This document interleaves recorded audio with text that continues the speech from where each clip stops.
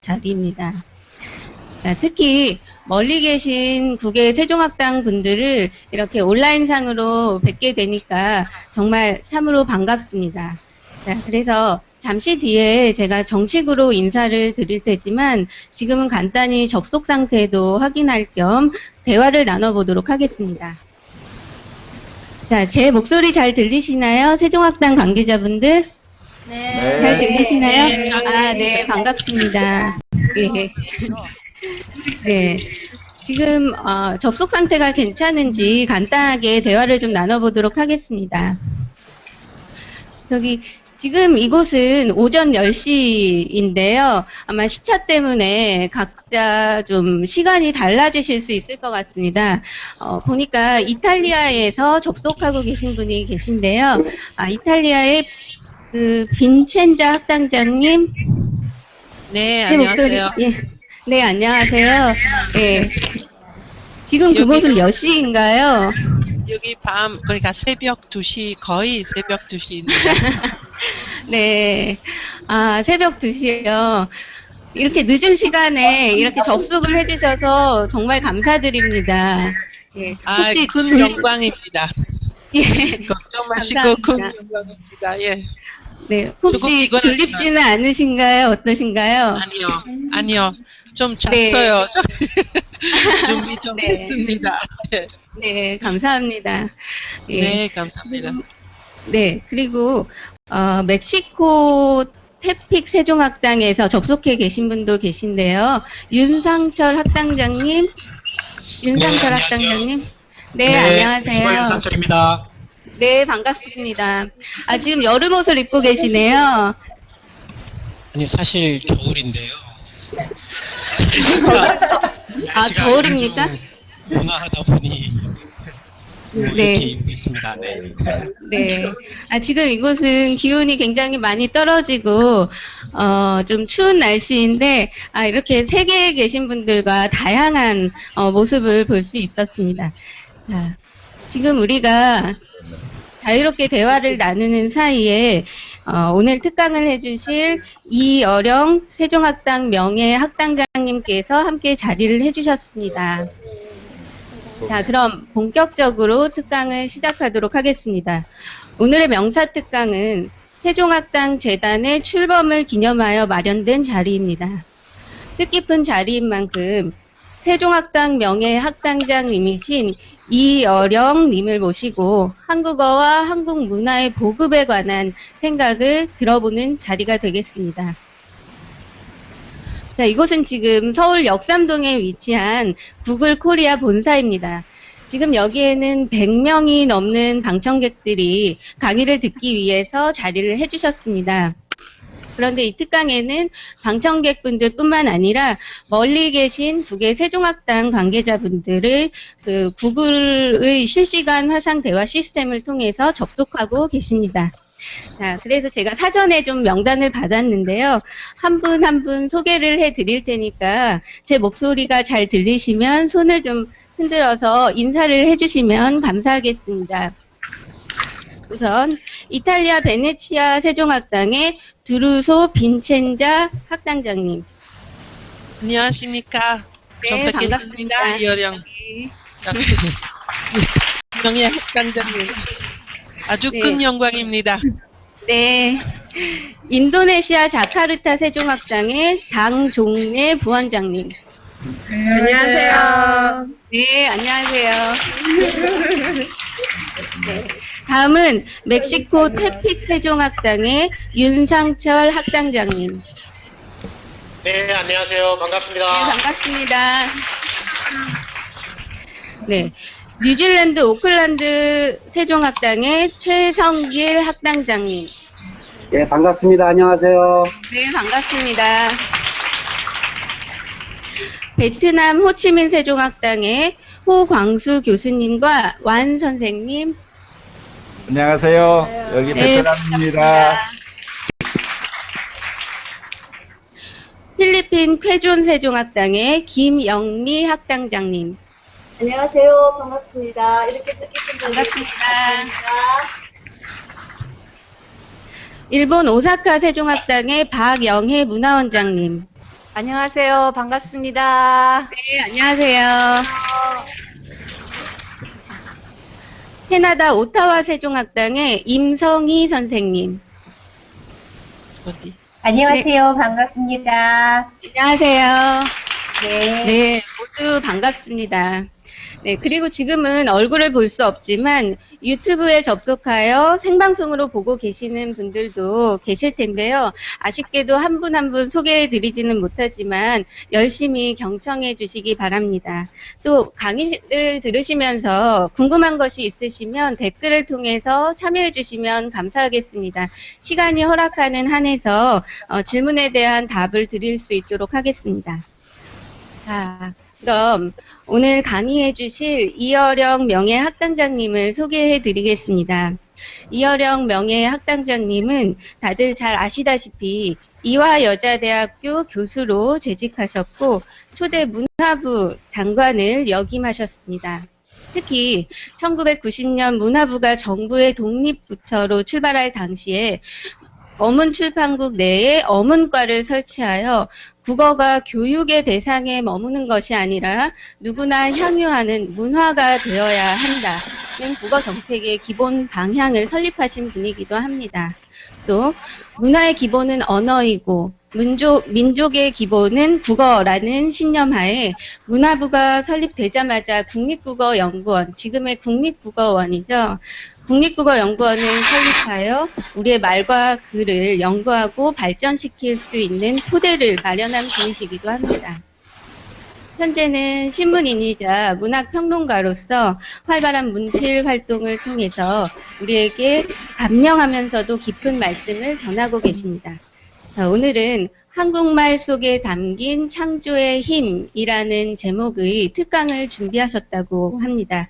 자, 그럼 이어령 명예학당장님을 모시겠습니다. 박수로 맞아주시기 바랍니다.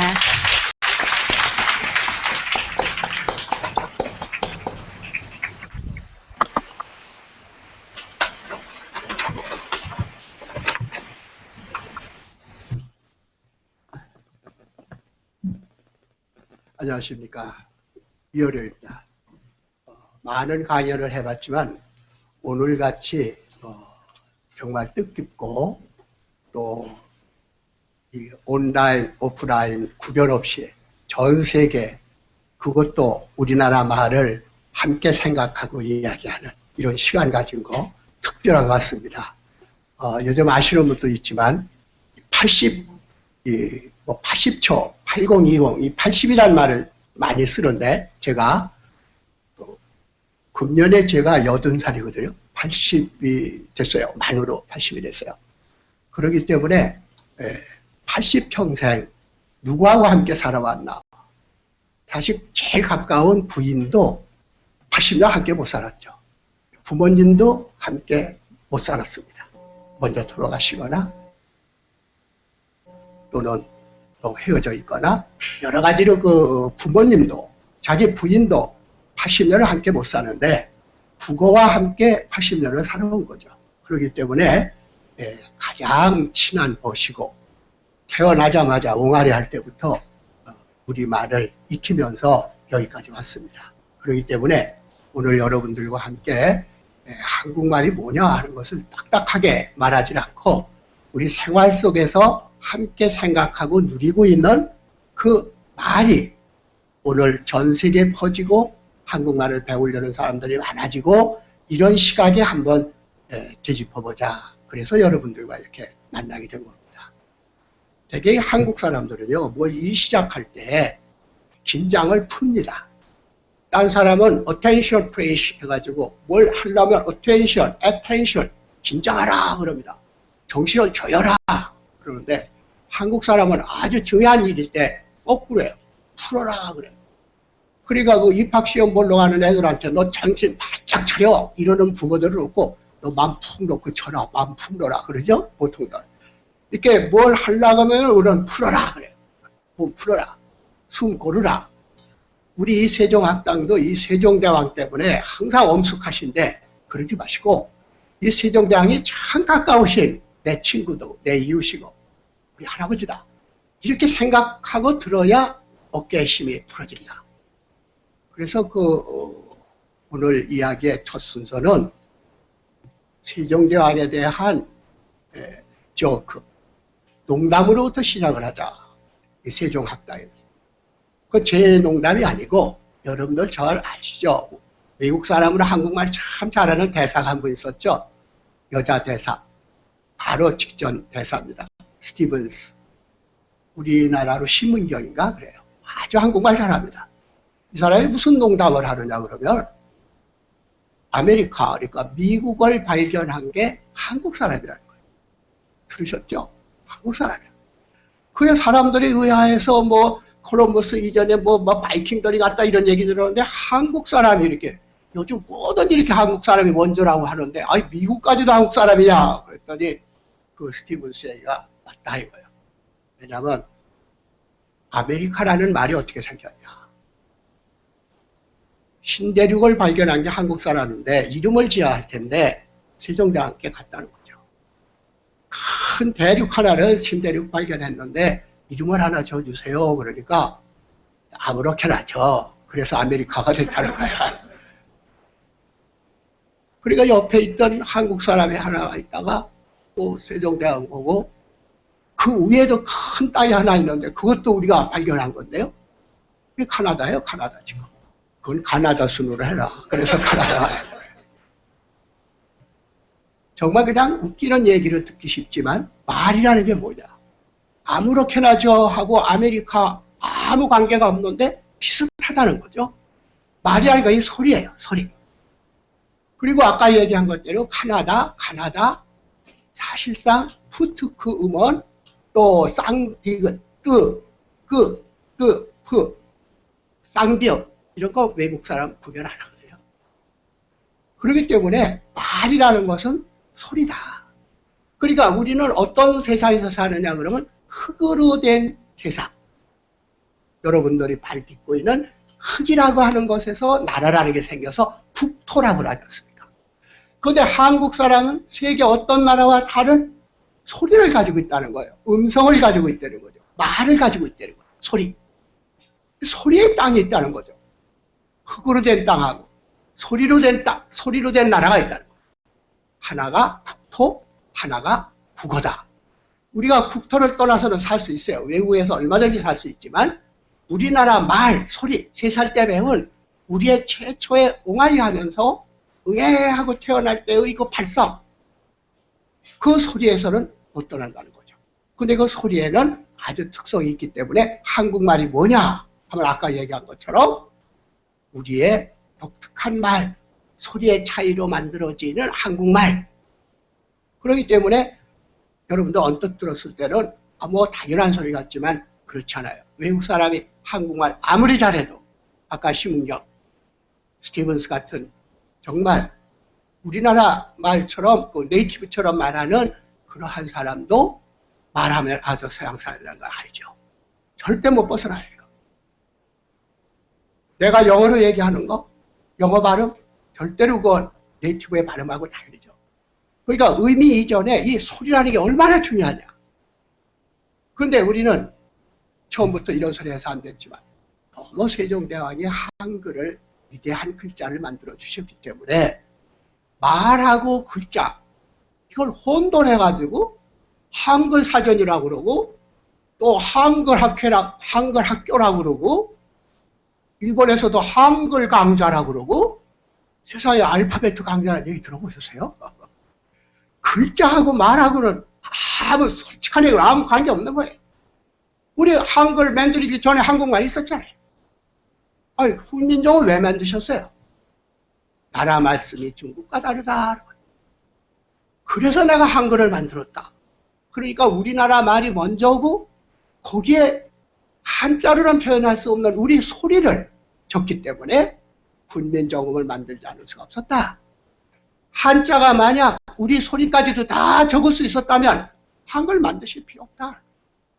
한글이 왜 중요하냐 그러면 한국말이 한국 언어, 소리, 독특한 이 우리의 소리로 된, 흙으로 된 게 아니라 소리로 된 한 나라가 있는데 그 소리 속에서 우리가 사는 거다. 그걸 우리는 말이라고 그런다. 그렇기 때문에 여러분들이 잘 아시지만 우리가 붉은 악마가 여기 와가지고 응원할 때 뭘 했어요?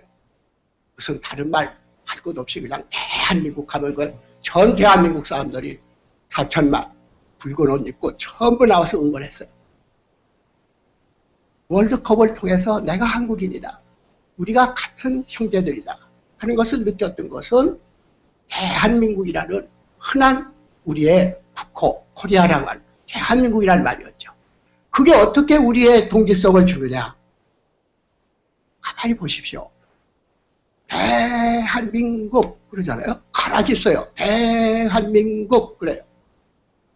그런데 그 말 자체가 한국이고 벌써 그 말 들으면 아 저거 한국 하는 것을 동지성을 갖게 돼요. 왜? 서양 사람들 보고 대한민국 가리키면은 대한민국 아니에요. 대한민국해서 스트레스 악센트가 어디 붙냐면 두 번째 시라블에 가서 보통 붙어요. 앞에 안 붙어요. 그러니까 아까 아무렇게나 부처하게 아메리카 된다는 말이 사실은 거짓말이에요. 글자로 써놓으면 아메리카인데 실제로는 아메리카. 어짜가 거의 안 들리니까 귀로만 들었던 옛날 사람들은 메리켄코라고 그랬어요. 아메리카라는 말을 들으면 메리컨 하니까 이 미국에서 온 이 밀가루를 메리켄의 가루다. 그래서 메리켄코 그랬어요. 실제로 귀로 들어오면 글자로는 아메리카가 되지만 말로 들었을 때는 어쩌는 거의 안 들고 스트레스가 앞에 붙으니까 메리카 이렇게 되니까 아무렇게나가 아니죠. 메리카르죠. 그러니까 잘 안 맞는 거죠. 그러니까 서양 사람들이 대한민국 발음하라고 그러면 대한민국 그러잖아요. 대한민국. 똑같은 뜻인데 발음하는 체계가 다르다는 거예요. 우리는 대한민국이고. 그리고 되게 서양은 박자가 메트로놈처럼 박자가 일률적이에요. 근데 우리는 엇박자예요. 이상하게 이렇게 박수 치는 것도 우리가 그 일본 강점 하에서 서양 문화 받아들여가지고 응원할 때는 VICTORY 그랬어요. 균등하죠? 메트로놈. 예, 서양식. 딱, 박자. 근데 우리는 술집에서 노래할 때도 이렇게 엇박자를 해요. 약간 이렇게 그 디베이트, 이렇게 일탄해요. 그게 한국 맛인 거예요. 한국 말인 거예요. 그러니까 박수를 쳐도 딱딱 치는 게 아니고 딱딱 치잖아요. 또 대한민국 이렇게 해가지고 대한민국이 이게 가랑이 달라요. 그래서 누가 농담하느라고 우리가 참 대한민국 늘 쓰는 말이지만은 월드컵 때 응원하고 엇박자 치고 그게 한국이더라. 그래서 한국 문화가 달라졌다. 자기 한국을 찾았다. 동제성을 찾았다. 그래서 그 화장실에 가가지고 옛날에는 녹화할 때도 딱딱딱딱 메트로놈식으로 딱딱딱딱 쳤는데 이제 한국 가락을 찾아가지고 딱딱딱딱 치니까 안에서 대한민국 그랬다. 이런 농담들이 사실은 어떤 국어학 이론보다도 몸에 와닿는 거예요. 그렇구나. 우리 사투리 할 때 아무리 표준어 써도 저 사람이 호남 사람이야. 저 사람이 영남 사람이야. 저 사람이 충청도 사람이야. 그리고 급하면 사투리 나와요. 사람들이. 제 목소리 나와요. 내가 충청도 사람인데 지금 어느 정도 표준어 쓰고 있지만은 급하면 막 그랬냐 뭐 이러고 막 충청도 막 나오죠. 속일 수 없는 이 내 육체 속에 들어가 있는 이 음성, 더 정확하게 하면 음은, 포네틱이 아니고 포넴. 그러니까 우리 L자, R자 발음 못하잖아요. 우리 발음하는 거 서양 사람 못하잖아요. 그러니까 우선 말이다 할 때는 너무 우리가 한글을 중요하다 보니까 문자 얘기만 너무 하다 보니까 한국말이 가지는 생생한 소리가 갖는 포넴, 한국인들이 인식하고 한국인들이 말하는 거. 그래서 첫째, 우리가 창조의심이 어디서 나오냐 할 때 말이라고 하는 것을 썼을 때는 여러 가지 한국의 특성을 소리에서부터 찾아봐야 된다는 거죠.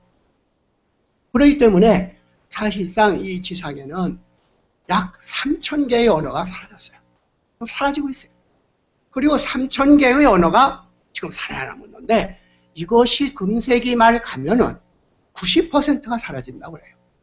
그러니까 말이라는 건 끝없이 진화하면서 끝없이 사라지는데 우리 한국말이라고 하는 것도 한국인 아니면 느낄 수 없는, 한국인 아니면 말할 수 없는 한국어라고 하는 그 우리 말이 국토는 사라져도 국어라고 하는 건 세계 어디 가서든지 내 조국이라고 할 때 땅이 없어도 내 나라는 있는 것인데 그 말들이 글로벌해지면 전 세계로 퍼져가면 자꾸 줄어들어가지고 바이링걸이 됐다가 자기 모국어인데도 사라지고 전부 다른 말을 쓰게 되는 거죠.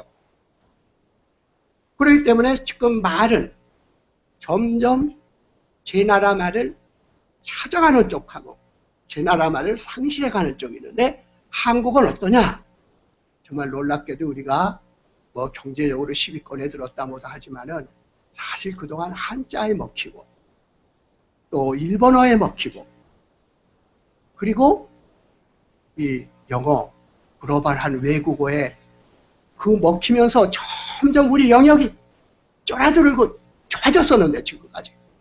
그래서 되게 영어로 말하고 옛날에는 유식한 사람 한자로 얘기하고 일본말로 얘기했던 지식인들이 이제 제 나라 말 찾으려고 그러고 심지어는 이 건배사 하는 거 보더라도 전부 우리나라 말 해가지고 나가자 그래서 진짜 나가자는 줄 알았더니 나라에다가 말이죠. 가정에다가 말이죠.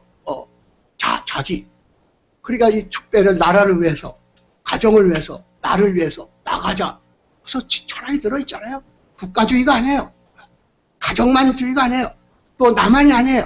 나, 가정, 국가가 함께 건강하자 그러니까 나가자 하면서 그 나가자 속에 국가, 가정, 나라고 하는 개체 그런 철학이 남겨져 있는 거예요.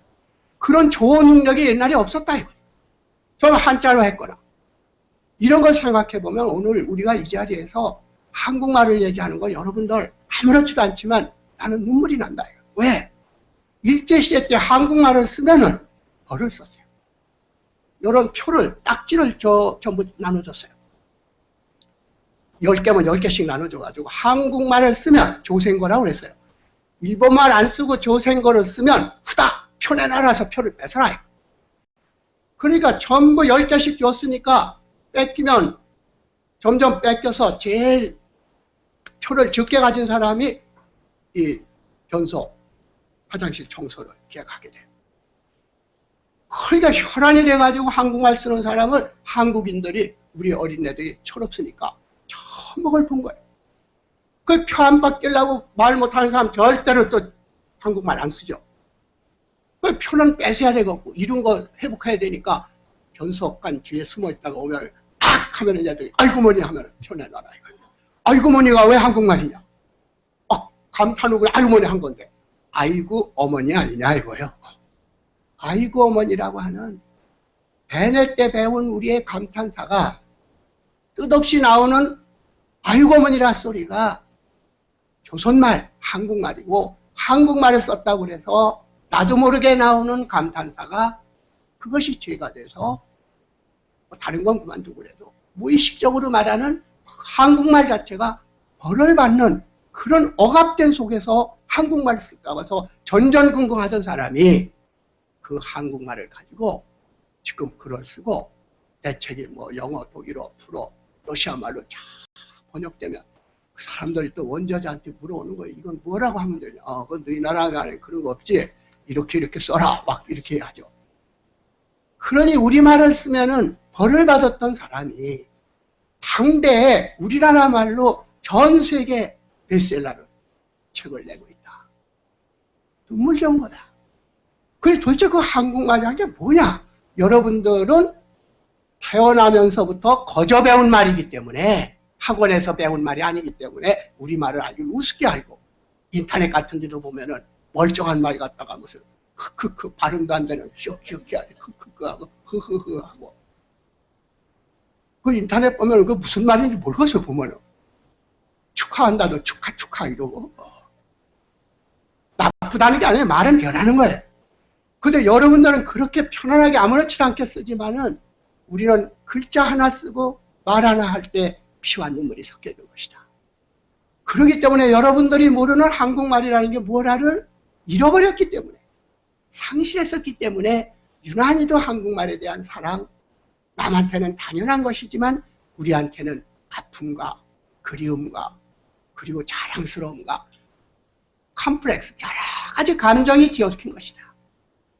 오늘 제가 여러분들 앞에서 이런 얘기를 하는 것은 국문학을 하고 글을 쓰고 또 문화부에서 국어정책을 다룬 사람이 아니라 80살 먹은 한 할아버지가 지금 막 자라는 우리 아이들에게 아무것을 주는 것이 없다 할지라도 딱 하나 가장 여러분들이 평생 같이 하게 될 언어를 준 말을 여러분들에게 준 한 기성세대로서 새로운 세대가 어떻게 한국말들을 또 바깥에 있는 우리 한국에서 떠난 여러분들이 한국말을 어떻게 알고 배우고 가르쳐야 할 것인가, 또 그것을 배우고 가르치지 않는다 하더라도 한국말이라는 게 뭔가 하는 것을 한번 객관적으로 평가를 하면서 그 속에서 내일의 창조적인 상상력, 창조의 힘을 끌어내줘야 하는 것입니다.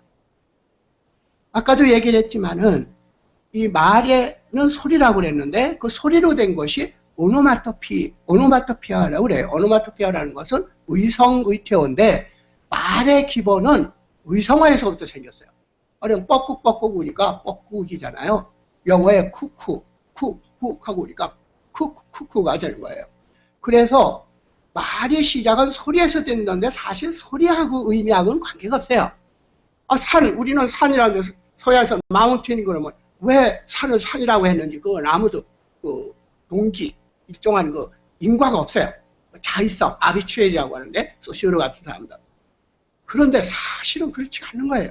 처음에는 소리하고 의미를 어린애 때도 그렇고 소리의 시스템하고 의미의 시스템을 거기서 가까워지려고 하는 그러한 그 소위 이 무동기성이 아니라 거기에는 동기적 부여, 동기성을 부여하는 모티베이션이 있었다는 거죠.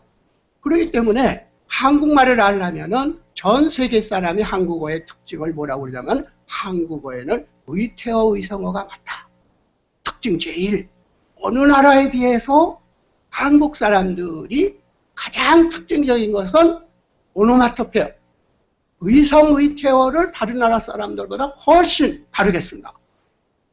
그렇기 때문에 사실 의성 의태어가 우리가 어느 정도로 이 발달한 나라인가 하는 것을 보면요, 외국 사람들 가리킬 때 의미 가리키고 문법 가리키고 말이죠, 한글 가리키고 그러는데 제일 중요한 것은 이 우리나라 말이 가지는 의성 의태가 남의 나라하고 다르다. 그렇기 때문에 한글도 생겼다. 자 보십시오. 의성 의태라는 건 의미가 없이 소리로 의미를 나타내주는 거예요. 의미하고 소리가 밀착되어 있는 거예요. 김삿갓이 한실 가지고 썼어요. 별시를 다 썼는데 아무리 한 문자 가지고 쓸래도 못 쓴 게 있었어요. 고깃대가 하는데 그 스물스물거리는 건 말이죠. 도저히 한물로 안 되니까 물숫자에다 물건이라고 할 때서 스물스물했죠. 정조는 어떠했어요? 정조대왕이 그 거룩한 어찰에 보면은 한글이 전부 한자를 썼는데 딱 한자로 한글로 쓴 게 있어요. 그게 뒤죽박죽, 그걸 한글로 썼어요. 이 정조대왕이 뒤죽박죽, 요즘 세상이 뒤죽박죽이다 하는데 이건 도저히 뒤죽박죽을 한자 말로는 의미로 전달이 안 되는 거예요. 뒤죽박죽은 뒤죽박죽이에요. 그러니까 그걸 한글로 썼다 이 말이죠. 그러니까 우리나라 말이 왜 한글이 생겼느냐 그러면은, 소리꾼이 왜 생겼냐 그러면 한자 말로는 도저히 표현할 수 없는 우리의 소리들이 있었다는 거죠. 가령 예를 들어보세요. 내가 늘 예를 들어가는 것인데, 지금 한국어처럼 소리의 체계가 음성, 양성, 모음 체계가 뚜렷하게 구별되는 말은 이 터키 말에서부터 쭉 이렇게 알타이어 뭐 이런 특성이라고 그러지만, 한국처럼 내가 알고 있는 한 한국처럼 모음 체계에서 음성, 양성이 이항 대립이 돼가지고 정확하게 나오는 예는 거의 없어요. 그러니까 가령 우리가 무엇이 이렇게 굴러간다 하잖아요. 굴른다 할 때 이 밤톨이 어떻게 굴러요? 떼굴떼굴 굴른다죠. 근데 떼굴떼굴 굴른다면 솔방울이 아니고 뭡니까, 도토리 같은 거, 작은 것은 떼굴떼굴 굴르지만은 조금 큰 건 떼굴떼굴 굴러요. 고하고 우가 반대되잖아요. 그러니까 서양 사람들은 어린애가잖아, 어른이잖아, Z자로 주수 이렇게 제트 쓰는데, 우리나라는 애들이 자면 색색 자는 거죠. 색색. 어린이 자면 콜콜 자죠. 더 크면은 쿨쿨 자죠. 그러니까 코 고는 소리를 전체 모음 체계로 양성 모음 것은 작고 밝은 거예요. 콜콜. 쿨쿨은 어두운 거예요. 그러니까 색색에서부터 또 자음에서부터 콜콜, 쿨쿨, 이게 다른 말로 코를 드르렁 하면 뭐 이거 속수무책 이거 완전히 큰 거죠. 이게 색색부터 드르렁까지 가는 거죠. 근데 그것이 자의적으로 되어 있지 않고 아주 규칙적으로 되어 있다는 거예요. 그러니까 떼굴 굴른다, 떼굴 굴른다. 그런데 여태까지 이게 어느 학자들이 잘 안 해요. 이것은 뭐 하나의 과학적 시스템으로 말할 수 없으니까. 자세히 보세요. 종성이 리을자 LMN 리퀴드라고 그래요. 부드러운 유전음으로 된 건 계속해요. 근데 푸트크 종성이 기억이나 뭐 우리 푸트크로 끝나면 이렇게 기억자로 끝나면 막혀요. 근데 그게 어느 정도로 우리나라 말 속에서 누구나 직관적으로 느끼냐 그러면은 솔방울이나 도토리가 떼굴 굴른다. 근데 뭐에 막혀보세요. 떼굴 굴른다 하면 떼할 땐 멈춘 거고 떼굴 할 때 굴러가는 거예요. 떼굴 굴러간다고 떼굴 굴러가는데 리얼하고 기억의 차이로 교체되는 게 굉장히 많아요. 그렇기 때문에 수돗물이 졸졸졸 흐르면은 지금 콸콸 나올 때는 잘 나오는 거고, 그게 수돗물이 끊어지려면 콸콸 나오다가 졸졸졸 흐르죠. 줄줄 나오다가 졸졸 나오죠. 그 다음에 끊어질락 말락 하면 어떻게 하면 돼요? 조로록 기억만 하면 끊어진 거예요. 이게. 그러다가 마지막에 뚝 하면 이제 기억자부터 끝나는 거죠. 리을에서 기억으로 가요. 근데 이게 너무 재미난 것이 그런 것들을 국어학자들이나 이 사람 연구 잘 안 해요. 과학적으로 뭐 이렇게 말하면 예외가 많기 때문에 안 하는데, 우리는 그런 걸 흔히 쓰고 있고 한국인이면 누구나 그걸 느끼는 거예요. 리을 기억에 시답되는 거. 그러니까 이것이 학자들의 글에는 잘 안 나와요. 떠돌아다니는 말이 많은데 홍도야 우지 마라 이게 굉장히 길잖아요. 그걸 왜 맞으려고 쳐라 이런 농담이 있어요. 아까도 해보세요. 7자나 되는데 그거 다 옛날에 젊은 사람들 몰라. 옛날에 다 유행하던 말이에요. 홍도야 우지 마라를 한 말로 줄여라. 뚝 하는 거예요. 기억자 하면은 뚝 끊어지는 거예요. 그게 뭐 이렇게 대수냐? 놀랍죠. 살다와 죽다라는 말이 우리나라 말 중에 참 아름다운 말이 살다라는 말.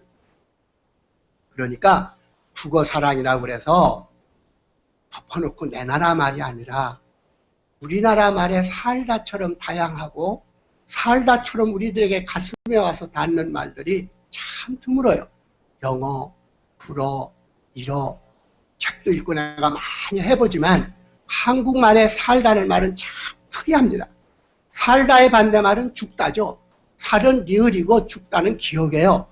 우연인지 모르지만 이게 기가 막힌 거예요. 죽음, 죽다 하는 것은 기억이 붙어서 끊어지는 건데 살다 하는 건 끝없이 계속하는 거예요. 바람이 솔솔 불고 굴러가고 말이죠. 달려가고 리을자 붙으면 막히질 않는데 막힌다는 것은 기억자 들어가잖아요. 그래서 청산별곡 같은 것이 사라리 났다. 청산에 사라리 났다. 그 왜 아름다우냐 그러면 살다란 말의 생의 의미가 아름다운 것처럼 살다는 말을 되풀이하면 그게 우리 사는 맛이고 그게 사랑이고 우리들의 어떤 마음을 일깨워주는 오노마토피. 아까 얘기한 의태어, 의성어의 가장 발달한 것이다. 우리나라 사람들은 아직 학자들은 이게 연구했는지 몰라도 일본의 그 미야시다라는 그 학자가 한 분이 있는데 이 인어공주를 영어, 불어, 독일어 번역한 것을 의태어를 얼마 썼는가를 전부 계산해 봤어요. 그랬더니 그 덴마크 말을 옮겼을 때의 똑같은 조건에서 옮겼는데 제일 많이 의태어를 쓰고 적게 쓰고 해봤더니 7, 8, 10 정도로 7회, 8회, 10회 정도로 거의 차이가 없었어요. 서야에서. 근데 일본 말을 봤더니 일본 말의 의태어는 약 30개, 3, 40개 돼서 거의 수배가 되는, 5, 6배가 되는 많은 의태어를 쓰고 있어요. 근데 한국은 통계가 없지만 일본보다 한국의 의태의성어가 몇 배나 된다는 것은 뭐 이건 아까 얘기한 것처럼 음성모음하고 양성모음이 꼭 있기 때문에 의태어는 배가 될 수밖에 없어요. 일본은 세야세야지만은 우리는 아까 얘기한 것대로 콜콜, 쿨쿨이 반드시 있죠. 그러니까 우리나라에서는 뭐든지 의태어 의성어는 짝을 대니까 콜콜, 쿨쿨, 무슨 이런 돌돌, 둘둘, 컬컬하다, 깔깔하다 전부가 2개로 되어 있으니까 배가 될 수밖에 없는 거예요. 딴 데는 하나밖에 없는데 양쪽으로 다 하니까. 그러니까 색채어 같은 것도 순전 양성모음 몸소문이니까 빨갛다, 뻘겋다 하는 것은 퍼렇다, 파랗다 전부 되어 있거든요. 그 글자만. 근데 일본 말은 아오이인데 오이 하면은 뭐 더 짙고 이런 거 없거든요. 아오이 뭐 우리는 파랗다, 퍼렇다, 빨갛다, 파랗다, 노랗다, 누렇다. 그러니까 양성모음끼리 양성은 오는 우 음성, 이 음성모음. 그 다음에 어는 우 이런 식으로 아는 우, 오는 우 이런 식의 이 양성모음과 양성모음이 서로 양모음이 교차되면서 되는 그런 체계를 가지고 있기 때문에 의태어 의성어가 하나만 있는 게 아니고 꼭 2개 짝을 이루고 있다는 거죠. 그러니까 배가 될 수밖에 없으니까 이건 일본 사람도 인정한다. 그렇기 때문에 여러분들이 내가 100개를 말하더라도 이 자리에서 한자로 썼는데도 유산가라고 하는 것은 완전히 우리 의성어 의태어로 만들었는데 이건 영어로 절대 번역이 안 되려니와 한자 말로 된 것까지도 우리나라 말 의성 의태의 효과지는 유산가 한 대목을 읽어보면은 야 저건 번역도 안 되고 한국 사람 아니면 못 느끼는 그러한 음성체계로 되어 있구나. 그것이 살다와 죽다의 의미론까지 가고 있구나 하는 것을 알 수 있을 거예요. 유산가 한번 읽어볼게요. 그냥 귀로 들어보세요. 원사는 첩첩, 타상은 주춤하여, 기함은 층층, 장성은 낙낙. 전부 대립됐죠. 첩첩, 주춤, 층층, 낙낙. 이 소리만 들어도 산들이 막 겹쳐있는 게 느끼죠. 그 다음 보세요. 물을 이제 산을 했으니까 물을 이제 묘사하는 거예요. 에이 구부러져 광풍에 흥을 겨워 우줄우줄 춤을 춘다. 증암 절벽상에 폭포수는 콸콸 수점령 들이온 듯 이골물이 주르륵 저골물이 쌀쌀 열에 열골물이 한데 합수하여 천방저 지방저 소크라치고 펌퍼져 넌출지고 방울져 저 건너 병풍 속으로 으르렁 콸콸 흐르는 물결이 은옥같이 흩어지니 이 물소리가 얼마나 많아요. 살살 콸콸 줄줄인데 그 말하자면 그 산에 가보면은 폭포수도 있고 작은 시내도 있고 떨어지고 하는 것을 순전히 이렇게 그 우리나라 말로 했는데 이걸 어떻게 영어나 한자 말로 콸콸 쏴쏴 주르륵 조르륵 석구라치고 펌퍼져서 넌줄지고 방울져고 그리고 마지막에 병풍 속으로 으르렁 콸콸까지 내려오는 그 심찬 동작을 설명할 수가 없잖아요. 근데 이러한 의태어 의성어가 오노마토피아가 히라버로 보면은 오노마토라고 하는 것은 name, word란 뜻이에요. name, word. 말이란 뜻이고 피아라고 하는 건 포에야, 만든다는 뜻이에요. to make. 그러니까 오노마토피아는 말을 만드는 기본이라는 것이죠. 소리가. 오노마토피아. 의성, 의터, 우리는 소리를 흉내냈다는데 원시라버르는 오노마토피아는 name, word를 to make. 만드는 것이다. 그러니까 의미를 형성하는 소리의 체계가 의태어 의성어가 연장되면은 의미 세계까지도 가는데 아까 내가 얘기한 사라리 사라리랐다 청산에 사라리랐다는 의태어 의성어가 아니고 살다는 말을 되풀이함으로써 삶의 연속성 또 삶의 심찬 그 세계를 사라리랐다 하니까 한국 사람들은 이 살다는 말을 의태어의성어 같이 소리에 의해서 그 생의 의미를 나타낸다는 거예요. 살아있다는 기쁨이나 이런 것을. 그러니까 예를 들어서 여러분들이 흔히 그 말할 때 건강에 살아리 났다, 엄마야 누나야 강변 살자 하느니 살자는 말하고 반대 말에 죽자는 말이 한국어에 오면은 여러 가지 의미를 나타내는데 사람이란 말이 뭐예요? 살다에서 나온 말이에요. 살아있는 것, 사람, 살림살이. 그러니까 우리나라 말을 조금만 아까 내가 얘기한 소리와 의미의 세계를 붙여서 생각해 보면은 새로운 창조적인 힘을 얻을 수가 있는 것이, 나는 경제학자들 보고 당신네들 경영이니 경제니 한국말 한자로 말하면 실감이 안 나. 살림살이라고 그러면은 그게 경제요. 살림이 뭐야? 살리는 거요. 살림. 이 죽은 거 살리는 거야. 살림. 살려놓고 살아. 그게 살림살이야. 근데 요즘 경제라는 게 전부 죽여. 그러니까 죽이는 경제에 살리는 경제를 해라. 그게 철학 아니야? 사람이란 말 속에 살다가 있으면은 살아있는 건 전부 사람이야. 개, 돼지, 없이 여기는 거, 살아있는 거, 그 생명, 그 앞에 우리 무릎 꿇어요. 왜? 사람이야, 그게. 사람이라도 죽는 짓 하면 그건 사람이 아니죠. 짐승이죠.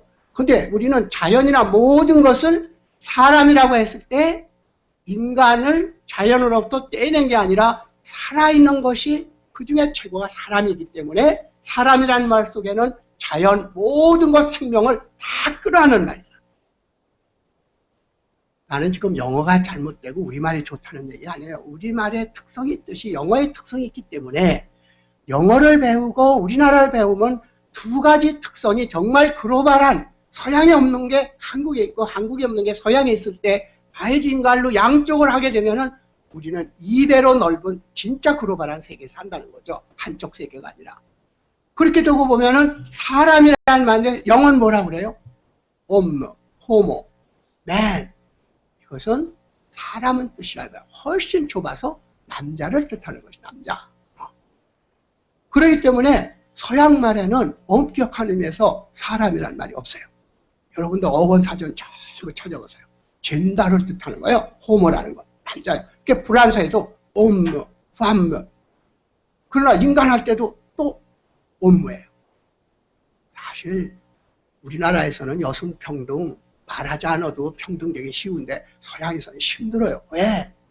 서양은 전부 젠다로 되어 있기 때문에 여자 남자 있다가 말이죠. 맨 우맨 있다가 남자 하면은 여자 따른데 사람이라는 말이 있어야지 남자가 또 사람 역할을 하니 말이죠. 여자들이 가만히 있겠어요? 그래서 요즘에는요 우먼이라는 말도 안 써요. 서양 여자들이 화가 난 거예요. 우맨에도 또 맨자가 거기 또 들어갔다 이거예요.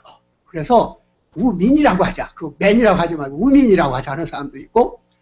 그러니까 영어는 다 그렇게 됐어요. 암캐, 빛이에요. 숙캐, 도구예요. 전부 분절해서 좁게 내려오는 거죠.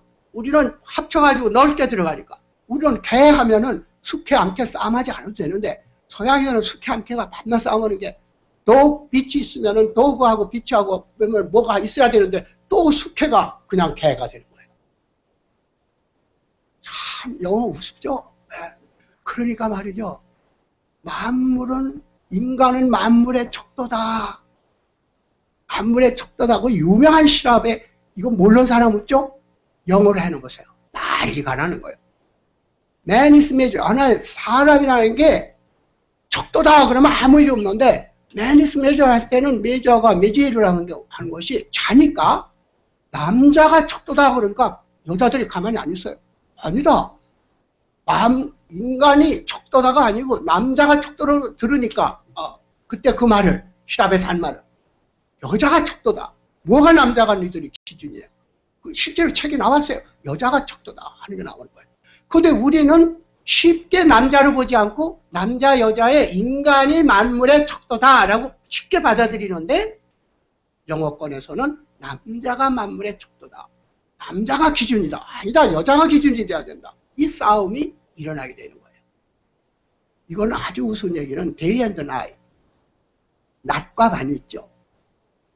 이 라틴어 계통 또 넓게는 이 인도 유로피안 말에는요, 애누리가 없어요. 낮과 밤은 두 개가 대립인데 하루라는 말이 없어요. 낮이 또 하루를 대표하는 거예요. 그러니까 줄, 낮에는 줄, 누이, 밤, 데이, 나이트. 그러니까 말이죠. 실제로 어떤 일이 벌어졌냐면은 10일 동안 휴전하자. 10 days. 10일 동안 휴전하자. days라고 쓴 거예요. 원래는 이제 줄, 지금 이제 영어로 하는 거죠. 줄, 이렇게. 밤마다 쳐드는 거예요, 사람들. 그러니까, 너희들 휴전 협정이 위반이라니까. 뭐가 위반했냐? 우리 낮에 쳐들어왔잖냐. 아니, 여기 열흘 동안 우리, 휴전하자고 해놓고, 왜 쳐들어오냐? 그래, 밤에 안 쳐들어오고, 낮에, 밤에만, 주르니까, 밤에만 쳐들어왔잖냐. 낮에 우리 안 쳐들어왔잖냐. 이런 말이 농담이 아니라 실제로 서양에서는 있는데, 이것들이 전체 의미 세계를 지배하는데, 이게 이항대립체, 바이너리 오포지션이라고 해서, 이 라틴어를 비롯해서 모든 공통적인 것이 이항대립이 있으면 이것을 합치는 말이 참 어렵고, 이 중에 하나가 두 개를 대표해서 먹으니까 이걸 포함하니까 이 포함되는 게 가만히 안 있는다는 거죠.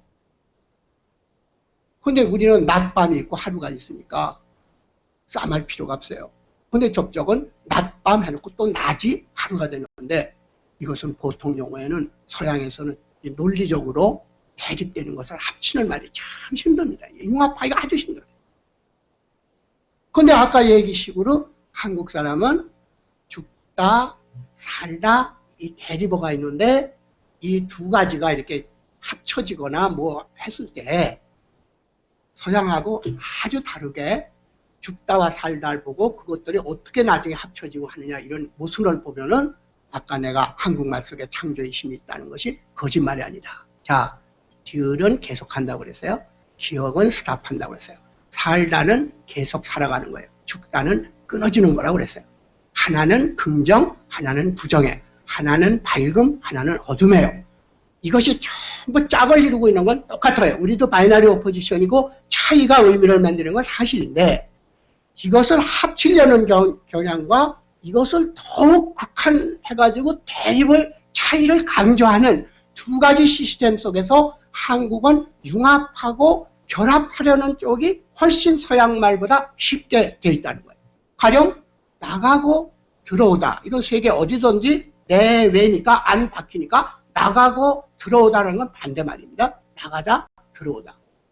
또 위로 올라가다, 내려가다. 이 반대말이죠. 여러분들 여기 올라올 때 엘리베이터에서 타고 오셨죠? 엘리베이터가 영어로 써보세요. 위로 올라간다는 얘기죠? 엘리바시오. 엘리베이터. 위로 올라간다. 내려갈 땐 뭐 타고 내려갈래요? 올라가는 거잖아요. 엘리베이터. 나 엘리베이터 타고 내려갈게 하는 걸 한번 고지고대로 해보세요. 나 위로 올라가는 거 타고 내려간다, 이런 뜻이 되잖아요. 근데 우리 엘리베이터는 한국 사람이 못 만들었어요. 근데 말은 제대로 한다고. 승강기라고 해요, 승강기. 승은 올라가는 거고, 강은 내려가는 거거든요. 오르고 내리고, 승강기. 근데 이게 어느 정도로 한국 사람들이 강하냐 그러면은, 전 세계에서 어머니가 바깥에 나가면은, she's out. 외출, 바깥으로 나간다고 다 얘기합니다. 그러니까 우리가 세종학당에서요, 한국말 배울 때 이런 걸 가르쳐주면 쉽게 배워요, 쉽게. 바깥에 나갔다 이거죠. 외출하셨다 그래요. 근데 우리 애들 보고 물어보세요. 너희 어머니 어디 갔냐? 나들이 가셨어요. 나들이라고 게 나가고 들어왔다는 얘기인데. 이런 말이, 우리 어머니, 너희 어머니 어디 갔냐? she's out. 이 말이 돼요? 나가고 들어왔다. 그러니까 나들이란 말은 무슨 말인데, 나가고 들어온다는 반대말인데, 이걸 합쳐가지고 어린애들이 마치 철학자처럼 어머니가 나들이 가셨다. 나가고 들어오신다. 이거예요. 아직 들어오지도 않았는데. 근데 그게 논리적으로도 맞는 게, 어머니가 보따리 쓰고 나가는 게 그 she's out이지. 나간 건 들으려고 나간 거예요, 그게. 숨하고 마찬가지예요. 들숨, 날숨이 따로 있는 게 아니에요. 손에 안팎이 따로 있는 게 아니에요.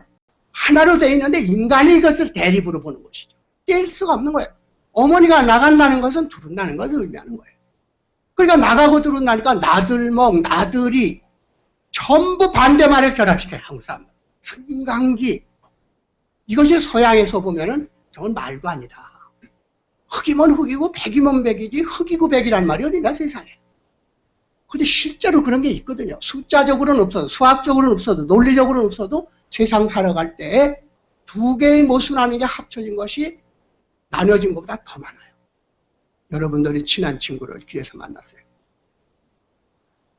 몇십 년 만에 만났어요. 야, 반갑다. 우리 집에 와서 자라. 첫날은 되게 좋아요. 이틀은 조금 그래요.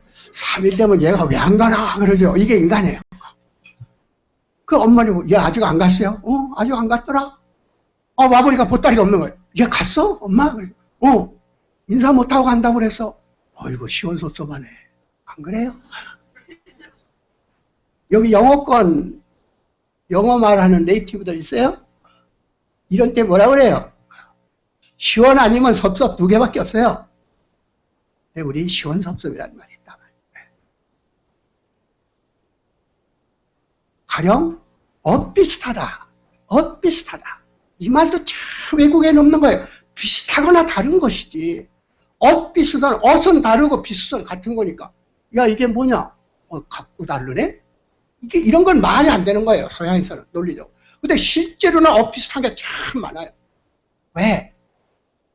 동양 사람은 비슷하죠. 서양 사람은 엇비슷합니다. 그렇기 때문에 여러분들 한국말 잘 보세요. 놀라워요. 훌륭하다는 얘기가 아니에요. 남들이 못하는 한국말이 가지고 있는 모순어법이 얼마나 많은지 몰라요. 아까 의성어처럼.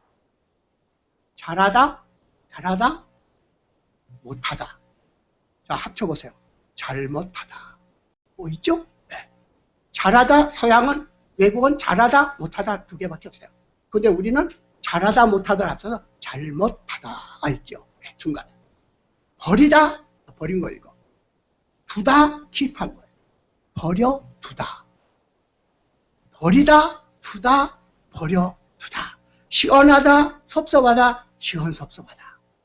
자, 서랍 보세요. 영어로 뭐라 그래요? draw, 빼내다요. pull out. 일본말, 씻기, 다시, 바깥으로 꺼내요. 중국말, 주체, 바깥으로 빼내요. 다 서랍은 빼내는 거로 돼 있어요. 그러니까 말대로 하자면 서양이나 중국이나 일본 서랍은 한 번 빼면 못 들어가요. 빼내요. 씻기 다시. 우리만 표준어는 아니지만 빼고 닫는다를 붙여서 빼다지라고 그러잖아요. 빼다지. 여다지. 무슨 말이잖아요. 열다 닫다 반대말이에요. 버리다 두다 반대말이에요. 그런데 버려두다라는 게 있나? 외국엔 없어요. 버리고 두면 두는 거지 버려두는 게 어디 있어요. 근데 한국 사람은 버려두는 게 너무너무 많은 거예요. 내가 여러 군데서 얘기했지만은 김치 보세요. 김치 심으면 어떻게 해요? 버려야죠. 근데 버리면서 두었어요. 묵은지가 되잖아요. 묵은지가 되잖아요. 이 조각 난 거 말이죠. 네, 버려요. 두었어요. 조각보가 그거예요. 버려, 두어서 조각보가 됐어요. 누룽지 탔어요. 밥이 탔어요. 버려요. 근데 버려서 둔 게 누룽지잖아요. 누룽밥이잖아요. 그러니까 네가티브, 파지티브. 제일 심한 게 쓰레기, 시래기예요. 쓰레기로 버린 것 같다 시래기를 만들잖아요. 표준어로는 시래기지만 쓰레기, 시래기. 의자, 이자를만 바꾸면 쓰레기, 시래기가 돼요. 이런 말은 궤변이 아니라 우리도 모르게 근대의 학문이라고 하는 것은 근대의 지성이라고 하는 것은 분절하는 거예요. 아티큘레이션이라고 그래요. 끝없이 분절해 가는 것이고 우리도 역시 말은 분절해 가는 것이지만 분절하면서도 통일성을 주고 융합을 하려고 하는 한국말에 또 다른 질서들이 있었다. 물론 외국에도 있어요. 그러니까 헤겔 같은 사람 보면요. 한국 사람 보면 참 웃기네. 그게 뭐 이렇게 대단하다고. 헤겔이 뭘 하는지 알아요? 독일어 중에서 가장 이 철학적이고 가장 우리들에게 있어서의 그 창조적인 힘을 주는 것이 아프헤벤이라는 말이다. 아프헤벤이라는 말은 버려서 취한다는 뜻이다. 버려도 다 그래. 우리는 그냥 보통 때 버려도 또 한국 사람은 잘 버려요. 그냥 먹잖아요. 먹어버려. 그리고 네 버려. 버리는 게 이미 버리거든. 그거 버려버려. 그러잖아요. 두 번이나 해요. 참 이상한 사람들 말끝마다 버려. 뭐 결심할 때는 잊어버려. 뭘 결심하고 뭐 할 때 버려를 강조하는데 그러면서도 또 둬. 버려둬. 우리에게는 상식적인 일상어인데 독일에 가면 아프에벤이라는 게 엄청난 해결 변증법에 있어서 태제, 안티태제, 신태제 하는데 아프에벤이라는 말은 독일어에서 가장 독일어에만 있는 이건 놀라운 말이다 라고 해결을 얘기하는데 우리가 들어보면 참 웃기고 있네. 우리는 저 어린애들도 버려도 다 알아. 그렇기 때문에 정말 우리 말 속에서 다듬으면은 철학자가 아프에벤이 막 기가 막히다 예외적이다. 또 seven types of ambiguity라고 하는 그 유명한 뉴크리틱스가 써요. 7가지의 애매한 모형이다 하는 걸 보면은 애매한 말이 이게 시적 언어라는 거예요. 분명한 말은 이건 과학적인 전달의 언어지만은 그래서 시에는 7 형태의 애매한 말이 있기 때문에 창조적인 보통 과학의 언어가 못하는 것을 articulation이 소위 segment 분할하는 말에서는 없는 애매한 말 이렇게도 쓰고 저렇게도 했어. 이걸 제일 잘 쓴 게 셰익스피어입니다. 이렇게도 해석되고 저렇게도 해석되고. 그런 그 문학의 말은 분명한 말이 아니라 ambiguity, 애매모호한 속에서 하나의 창조적이고 우리의 하나의 의식의 새로운 결합작용, 창조적인 작용을 한다.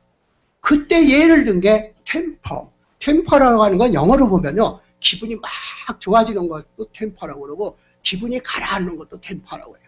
그러니까 봐라 템퍼에는 양의성이 있잖냐 뭐 이런 모호성이 있잖냐 이게 바로 시의 언어는 이러한 양기능을 하는 것이다. 그런데 뉴턴 같은 사람은 어떻게 했어요? 왕립과학원 만들어가지고 철저하게 영어의 애매한 말을 깡그리 죽이려고 한 사람. 사실 이게 빗나가는 얘기지만 나는 뉴턴하고 말이죠. 사이가 별로 안 좋습니다. 어렸을 때부터 그랬어요. 사과가 떨어지는 거 보고 만유인력을 발견하는 거 대단하죠. 죽은 것도 살아있는 것도 다 떨어지는데 더 대단한 거는 그 사과가 어떻게 높은 나뭇가지 위에 빨갛게 익은 하나의 생명체가 있었느냐 하는 거예요. 그게 더 신기하지. 풀같이 자그마한 놈이 점점 커져가지고 나무가 되더니 거기서 꽃이 피더니 하늘로 향해서 아무것도 없는 하늘로 가서 거기에 빨갛게 익은 사과의 신비를 놓고 그 법칙은 생각 안 하고 그것에서 돌멩이도 떨어지고 모두 떨어지는 것만 보고 낙하하는 거 보고 법칙을 만들어요. 생명의 법칙은 상승하는 것이고 올라가는 것이고 절대로 죽은 것은 할 수 없는 것들이 올라가는 거예요. 죽은 고기는 물에 떠내려가지만 살아있는 고기는 상류로 거슬러 올라가서 등용문이라는 그 유명한 그렇게 물살이 센 폭포수의 등용문을 거꾸로 올라가서 그것이 하나의 잉어, 심찬 잉어가 되는 거다. 살아있는 것은 만유인력이 아니다. 인력을 거스른다. 그게 생명의 법칙인데 이 숫자적 법칙 모든 거에게 똑같이 적용되는 만유인력의 법칙으로 모든 걸 설명하려고 한 사람은 셰익스피어의 말들이 마땅치 않은 거예요. 이렇게도 해석되고 선 하면은 하늘의 선인 행지 아들인지 왜 이런 말 없애야 된다는 거죠. 그렇게 해가지고 영어를 실제로 비슷한 말, 틀린 말들을 유사어, 유의어, 뱅크 하면 은행도 되고 뭐도 되고 이런 모든 것들을 확실하게 서로 다른 수학적 언어로 고치려고 했던 것이 왕립과학원의 과제였어요. 물론 실패하고 성공할 리도 없고 되지도 않았지만 그들은 시인들이 쓰는 말들이 이렇게도 해석되고 저렇게도 해석되는 말이 우리들의 일상 언어 속에 있으면 얼마나 혼란스럽고 얼마나 무지스러워질 거냐. 그러니까 분명히 모든 걸 수학적으로 증명할 수 있도록 언어를 만들자. 이러한 사람들 틈에서 언어들이 여전히 애매하고 모호하고 숫자적으로 계량할 수 없는 그 언어가 있었기 때문에 우리는 지금 살아있는 거야. 그렇지 않으면 돌멩이처럼 낙하의 법칙, 만유인력의 법칙으로 우리는 화해버리는 거다. 말이라는 게 얼마나 자랑스러우냐. 수학만 가지고 따지고 정량화하고 숫자로 따지는데 이 말 법칙으로 따질 수 없고 숫자로 말할 수 없는 그걸 말로써 많이 표현할 수밖에 없다. 이런 것들이 바로 우리가 얘기한 살다, 죽다, 또 반대 대리볼들을 하나로 묶어가지고 결합시키는 창조의 언어들을 우리들은 한국만이 아니라 전 세계 사람들이 그런 것을 만들려고 했다는 것이죠. 그렇기 때문에 시의 언어라고 하는 것은 대단히 이 수학적 법칙이나 물리적 법칙처럼 법칙화할 수 없기 때문에, 예외가 있기 때문에, 애매하기 때문에, 뜻이 여러 가지로 갈라지기 때문에, 그래서 말은 살아있는 것이고 그 말을 배운다는 것을 바로 한국인의 생명을 배우는 것이다. 영혼을 배우는 것이다.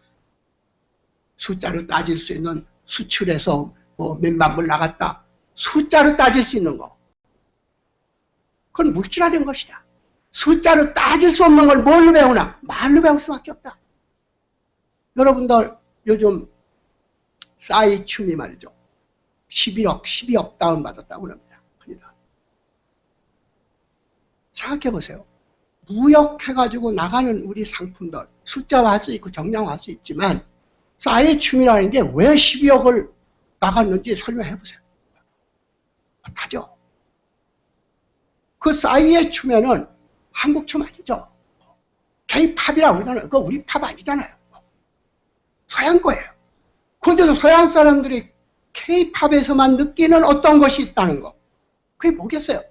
숫자화할 수 없어요. 그걸.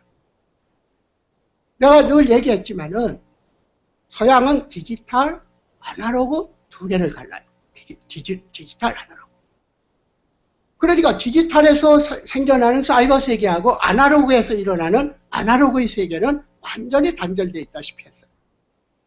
그런데 이게 동양에서는, 일본에서는 위 같은 게 있어가지고 같은 게임인데도 온라인 게임, 오프라인 게임 이게 서로 다른데 실제로 이런 인풋 할 때의 인풋 장치를, 즉 이 너와 나 사이에 있는 인터페이스를 아날로그와 디지털 세계의 경계를 없애가지고 하는 것이 위예요. 실제로 아날로그 상에서 골프처럼 치지 않습니까? 옛날에는 이게 조이스틱이나 말이죠. 마우스를 가지고 움직였어요. 그런데 실제로는 골프를 이렇게 치면서 소프트 세계에 들어가가지고 이 게임 소프트로 들어가가지고 이 디지털 세계에 들어가면은 이 클릭을 이렇게 골프를 이렇게 쳐요. 조이스틱 이렇게 쳐요. 실제로 아날로그에서 치듯이 치면 화면 속에서도 연결이 되는 것이죠. 그래서 디지털하고 아날로그의 인터페이스를 넘나드는 관계를 가지는 것이 내가 말하는 디지로그인 거예요. 이 스티브 잡스가 한 게 바로 이거예요. 0, 1을 하는 게 아니라 손으로 이렇게 우리 쥘 때 이걸 이렇게 줘요. 넘길 때 이렇게 넘겨요. 그런데 이 스크롤이라고 하는 거 쭉 내려가고 오르고 하는 것은 사이버 세계에 있어서의 동작이에요. 마치 내가 종이책을 넘기듯이 아이패드에서 손으로 이렇게 하면 넘어간다. 그게 바로 디지로그를 한 거예요. 서양 사람인데도. 사실 우리가 했어야 되는 건데. 그래서 디지털, 아날로그의 세계를 서로, 즉 아톰하고 이 디지털의 세계하고를 연결시켜주는 것이 아까 내가 얘기한 반대되는 대립측을 하나로 이어주려고 하는 발상하고 대단히 비슷하기 때문에 여러분들이 창조적인 것을 말해서 꺼낼 수 있다는 것은 반대어를 하나만 가지고 나머지를 배제하는 것이 아니라 두 개를 결합하는 것으로 말이나 그 질서를 가지고 가면은 스티브 잡스와 마찬가지의 인터페이스에서 새로운 혁명이 일어난다는 거죠. 요즘 그 인터넷상에서도 일어나는 것이지만은 애들이 이걸 보고 말이죠. 이 아이패드를 주면요. 손으로 이렇게 어린애들, 말 못하는 애들도 다 손으로 이거 합니다. 이거 눌러요. 다 해요. 그게 디지로그예요. 숫자 모르고 디지털 세계 몰라도 부호 이런 걸 보셔도 누르면은 움직이고 이렇게 하면 움직이는데 종이책 줘봐요. 얘들 종이책 주면. 그 나온 게 있어요. 자기 딸한테 종이책을 주니까 종이책을 가지고 계속 이러는 거예요. 이거 넘어가요? 또 누르는 거예요. 이게 안 누르니까 울면서 제 발을 막 누르는 거예요. 이미 디지러브 세계에 들어온 거죠. 이 종이책하고 사이버 세계를 애들은 동시에 가지고 있어요. 그렇기 때문에 종이책이라고 하는 건 아이패드이 고장난 거예요. 이게. 안 움직여요. 이게. 자, 그러면 여러분들이 설마 하겠지만은 결론적으로 얘기를 해서 지금까지 얘기한 것을 전부 종합해 보면은 어떤 얘기가 되나? 참으로 놀라운 것은 어린애들이 이 세상에 제일 처음 태어났을 때 말을 배우기 전에 한국인인가? 한국말 하는가? 이걸 프랑스 부아송 바르디라는 사람이 계속 실험을 해보는 거예요. 옹알이를 저희 모국어로 한다는 거예요. 옹알이를. 예를 들면 옹알이란 말이 뭐예요? 옹알 하니까 옹알이니까 우리는 모음을 먼저 하는 거예요. 우리나라 사람들은. 옹알 알이라 옹알 하니까 옹알이죠. 영어는 뭐라고 그래요? 버블링이라고 그래요. 버블. 트위터. 여러분들 하는 트윗 그게 의성어예요. 트윗 세우는 소리예요. 채팅 하는 게 채팅. 전부 의성어에서 나온 거예요. 그러니까 여러분들이 채팅하고 지금 트위터 하는데 트윗하고 챗하고 전부 새 소리인데 전부 이 새가 된 거예요. 전부 틱틱틱. 근데 그게 뭐예요? 옹알이 소리예요. 어렸을 때 틱틱틱 버블링 법 그래. 실제로 불란스 사람들은 BA 바바바바바바 해요. 애들은. 그런데 이 아프리카의 한 종족들을 이렇게 두 개를 이렇게 해보면은 아바 해서 모음이 먼저 와요. 그러니까 관동 사람들, 프랑스 사람들, 또 뭐 어디 사람들 전부 어린애들이 옹알이 하는 소리를 해가지고 얘들이 누가 프랑스애고 누가 중국 사람이고 누가 일본 사람이 한국 사람인지를 옹알이만 들어놓고 지 나라 말을 비슷하게 하는 애들 고르라면은 거의 90% 맞춰요. 아무것도 모르는 젖먹이 어린아이가 한국 아까 얘기한 의태어 의성어의 음성어로 아바 하는 애들이 있고 바바바바 하는 애들이 있단 말이죠. 그러니까 자음이 먼저 오냐 모음이 먼저 오냐 3시럽을 아바 이렇게 해서 ABA 이렇게 하고 바바 단음절 모든 것들이 옹알이 할 때 이미 그 나라 말에 비슷한 것을 하고 있다. 그것들이 아까 얘기한 대로 우리들의 머릿속에 한국인의 사고 시스템을 만들고 그것들이 다른 외국어와 맞춤으로써 점점 그것이 개발이 돼가지고 되기 때문에 학습하는 것과 타고나는 것들 사이에서 점점 이것이 하나의 형성이 되면서 의미의 세계, 소리의 세계, 결합의 세계로 나가게 된다. 그래서 우리 어린애들은 옹알이를 한국말로 하는 동시에 LR 발음을 어린애들은 정확하게 인식하고 어떤 나라 사람이든지 LR자 발음을 구별하는데 어른이 되면 한국 사람들 L자, R자 발음을 못해요. 학습화돼가지고. 태어날 때는 보편적인 언어를 쓸 수 있는 그러면서도 자기 언어의 자국어를 가지고 있는 양면을 가지고 있는데 어떤 거를 더 키워주느냐에 따라서 서로 다른 언어 체계에서 산다는 것입니다. 그렇기 때문에 우리들이 지금 얘기하고 있는 의태어로부터 시작해서 의미의 세계로 해가지고 대립의 세계로 와서 죽자, 살자. 거기에서 사람이라는 말은 살다에서 나왔다. 그 살다가 살림살이, 살이, 살다 이런 쪽으로 자꾸 번져간다. 그러면 인간론이라고 하는 자체, 우리가 살고 있는 것 자체도 아주 쉬운 리을 기억의 계속과 끊어지는 것의 연장으로서의 부정과 긍정이 생긴다. 그럼 부정, 긍정을 어떻게 우리가 인생에서 받아들이나?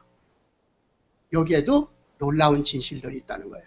왜냐하면 형태, 문법까지도 작용을 한다는 겁니다. 가령 to be or not to be. That's a question. 셰익스피어 이 말을 번역해 보세요. 그 원래 사느냐 죽느냐로 하는 게 그 옳은 번역은 아니지만 어쨌든 한국에서는 to be 사는 거잖아요. not to be 죽는 거잖아요. 그런데 우리가 번역할 때는 거꾸로 해요. 사느냐 죽느냐 그것이 문제로다가 아니라 죽느냐 사느냐 그것이 문제로다. 그게 자연스러운 우리나라 말이에요. 왜? 우리는 죽는 게 앞에 나오고 사는 게 뒤에 나와요. 죽기 아니면 살기지 살기 아니면 죽기란 소리 들어보셨어요? 죽기 아니면 살기다. 부정이 먼저 오고 긍정이 뒤에 와요. 죽기 아니면 살기야. 그러니까 저것도 죽자 살자 하더니 뭐 저렇다. 죽자 살자 살자 죽자. 낮밤이라고 하네요. 밤낮이라고 해요. 밤낮. 어둠이 먼저고 낮이 뒤에 와요. 고진감래 아픔이 먼저 오고 즐거움이 뒤에 와요. 이것이 독특한 먼저 고통이 오고 뒤에 후락, 먼저 고진감래, 먼저 괴로움이 오고 뒤에 즐거움이 온다. 고진감래다. 그것들이 우리에게 그대로 이어지는 것은 한국 사람들이 존재론이 아니라 생성론, 무엇이 된다고 생각하는 생성론을 한국의 사상 속에 가지고 있기 때문이다.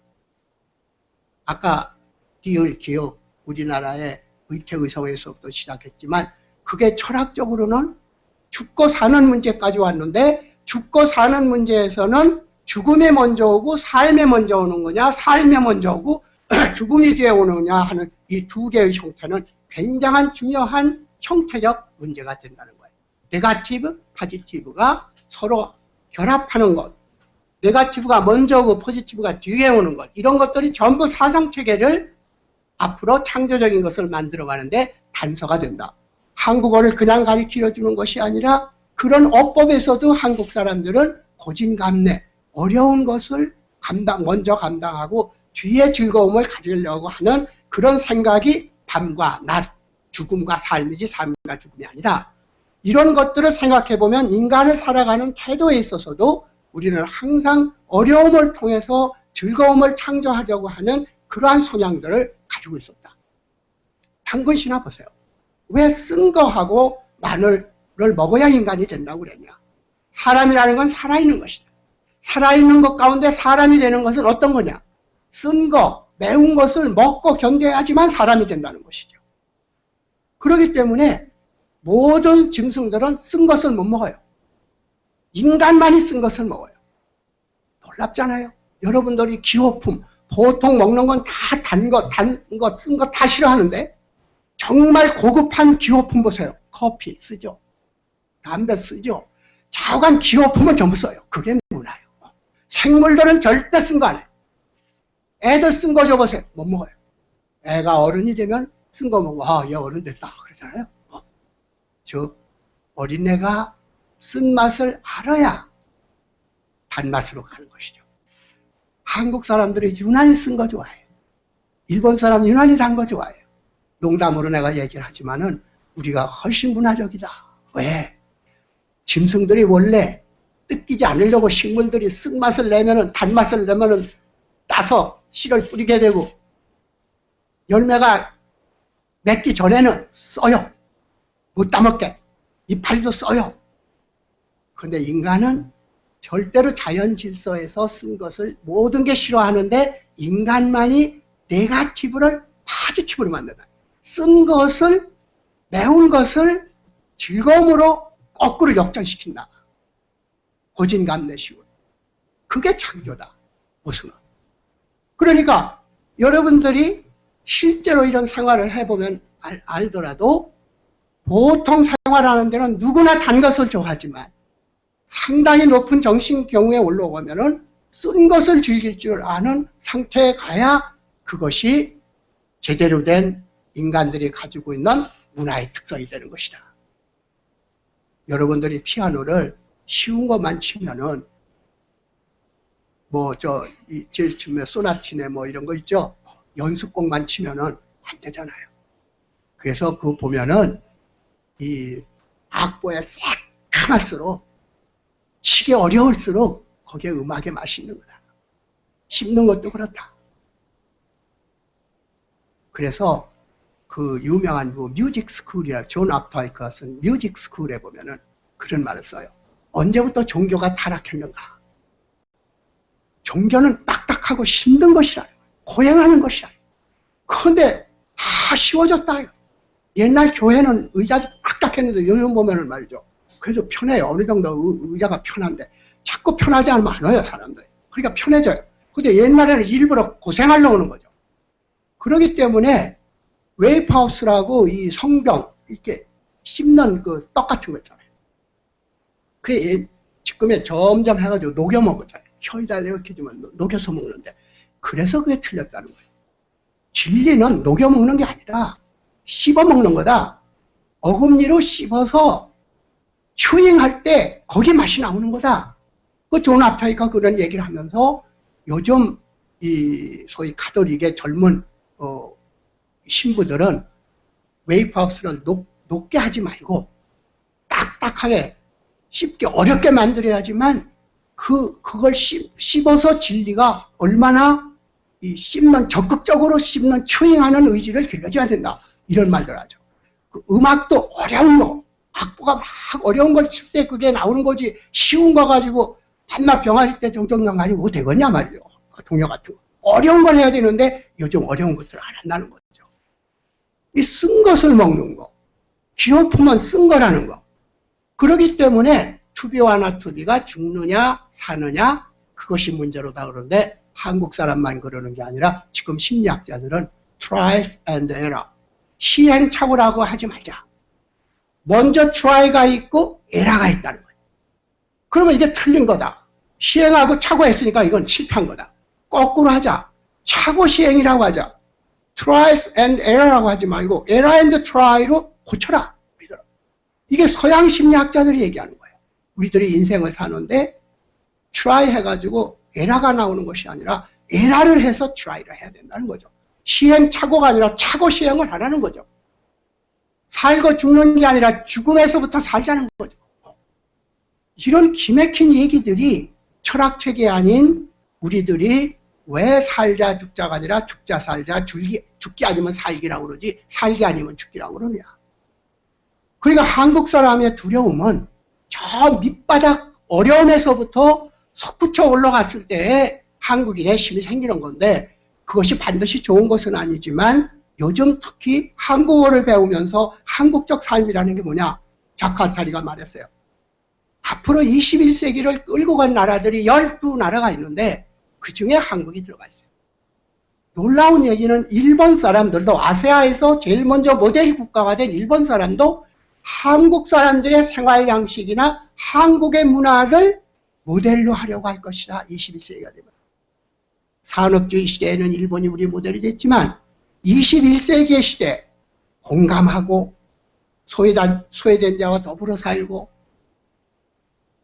어떤 인간의 조여부나 참된 즐거움을 찾고, 이런 모든 것들이 물질 중심에 되었던 물질적 자본주의 산업 시스템 또는 우리가 말하는 금융 시스템이 아닌 새로운 생명 시스템으로서의 새로운 자본주의가 나온다면 한국어 속에 담겨져 있는 그러한 창조의 한 모델이 아마도 21세기형 모델과 가까워질 것이 아니냐. 한국어를 배운다는 건 단순히 도구를 배우는 것이 아니라, 필요해서 배우는 것이 아니라 한국말 속에 담긴 지금까지 얘기한 이항 대립된 것을 결합시키려고 하는 것. 소리의 세계로서 의미를 가깝게 하려고 해서 소리와 의미를 동기화하려고 하는 것. 여러 가지 것들을 내가 얘기를 했는데, 최종적인 것은 이러한 21세기의 새로운 융합이 한국어의 한 특색으로서 나타나게 될 것이다.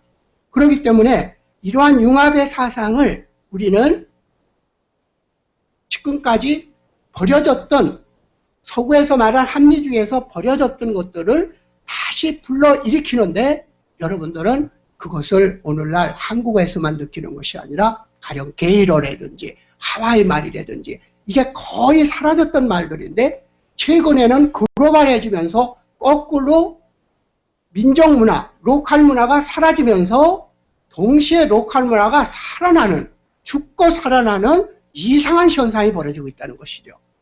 하와이 말은 거의 사라졌던 말인데 지금 새롭게 나오는 것은 여러분들이 위키피디아 아는 위키가 하와이 말입니다. 빨리란 뜻이에요. 위키. 한국 사람만 빨리빨리 하는 게 아니라 하와이 말에도 위키가 그게 빨리라는 뜻이에요. 그 별로 나쁜 게 아닌 게 그 하와이 사람들 그 말을 왜 위키피디아에 같은 전 세계 사람들이 쓰는 말이다. 하와이 말 위키를 섞었어요. 빠른 것은 역시 이제 스피디한 거니까 위키. 빨리. 그 하와이 말이 살아나요. 게이러는 옛날에 무식한 사람들은 아일랜드 같은데 무식한 사람들만 썼는데 지금은 학자들이 써요. 게이러를 말함으로써 저 사람은 자기 아이덴티티를 갖고 문화인류학자들 특히 없어져가는 말을 사용하고 있다는 거죠. 그렇기 때문에 지금 한국어를 가리키는 한국어 학당은 단순히 도구로서의 언어를 가리키는 것이 아니라 한국어 속에 담긴 그러한 영혼, 정신, 문화의 기층 이런 것들을 가리켜주면은 자국 문화, 자국이 가지고 있는 내 말하고 내 말이 없는 한국말하고를 동시에 가지고 있는 인클루시브한 포용하는 그러한 새로운 의식의 구조들이 넓어지고 그게 진정한 글로벌이 되는 것이다. 영어만 하는 사람이 한국어를 했을 때 예스노가 불확실한다고 하는데 사실상 예스노를 확실하게 얘기하는 사람하고 불확실하게 얘기하는 사람들을 갖다 놓고 보면 그 컬처가 다르기 때문에 그런 거다. 내가 남보고 나 못생겼니? 그럼 그래 너 못생겼다. 그런 사람이 있어요? 예스노가 분명하지 않는 거는 남을 그만큼 생각해 주는 거죠. 너 밥 먹었니? 그러면 안 먹었어도 먹었습니다. 그래요. 왜? 안 먹었다면 밥 차려주고 피해 끼칠까 봐서 안 먹었습니다. 그건 거짓말이 아니거든요. 서로 인터랙티브한 거예요. 내가 이 말을 하면 저 사람이 어떻게 나올 것이다. 그러니까 사람들이 yes, no를 분명하지 않다고 얘기하는데 yes, no를 분명하지 않게 하려는 그 마음속에는 남을 배려하고 남에게 피해를 안 끼치려고 하는 그 마음에서 yes, no가 분명치 않는 경우가 훨씬 많다는 거죠.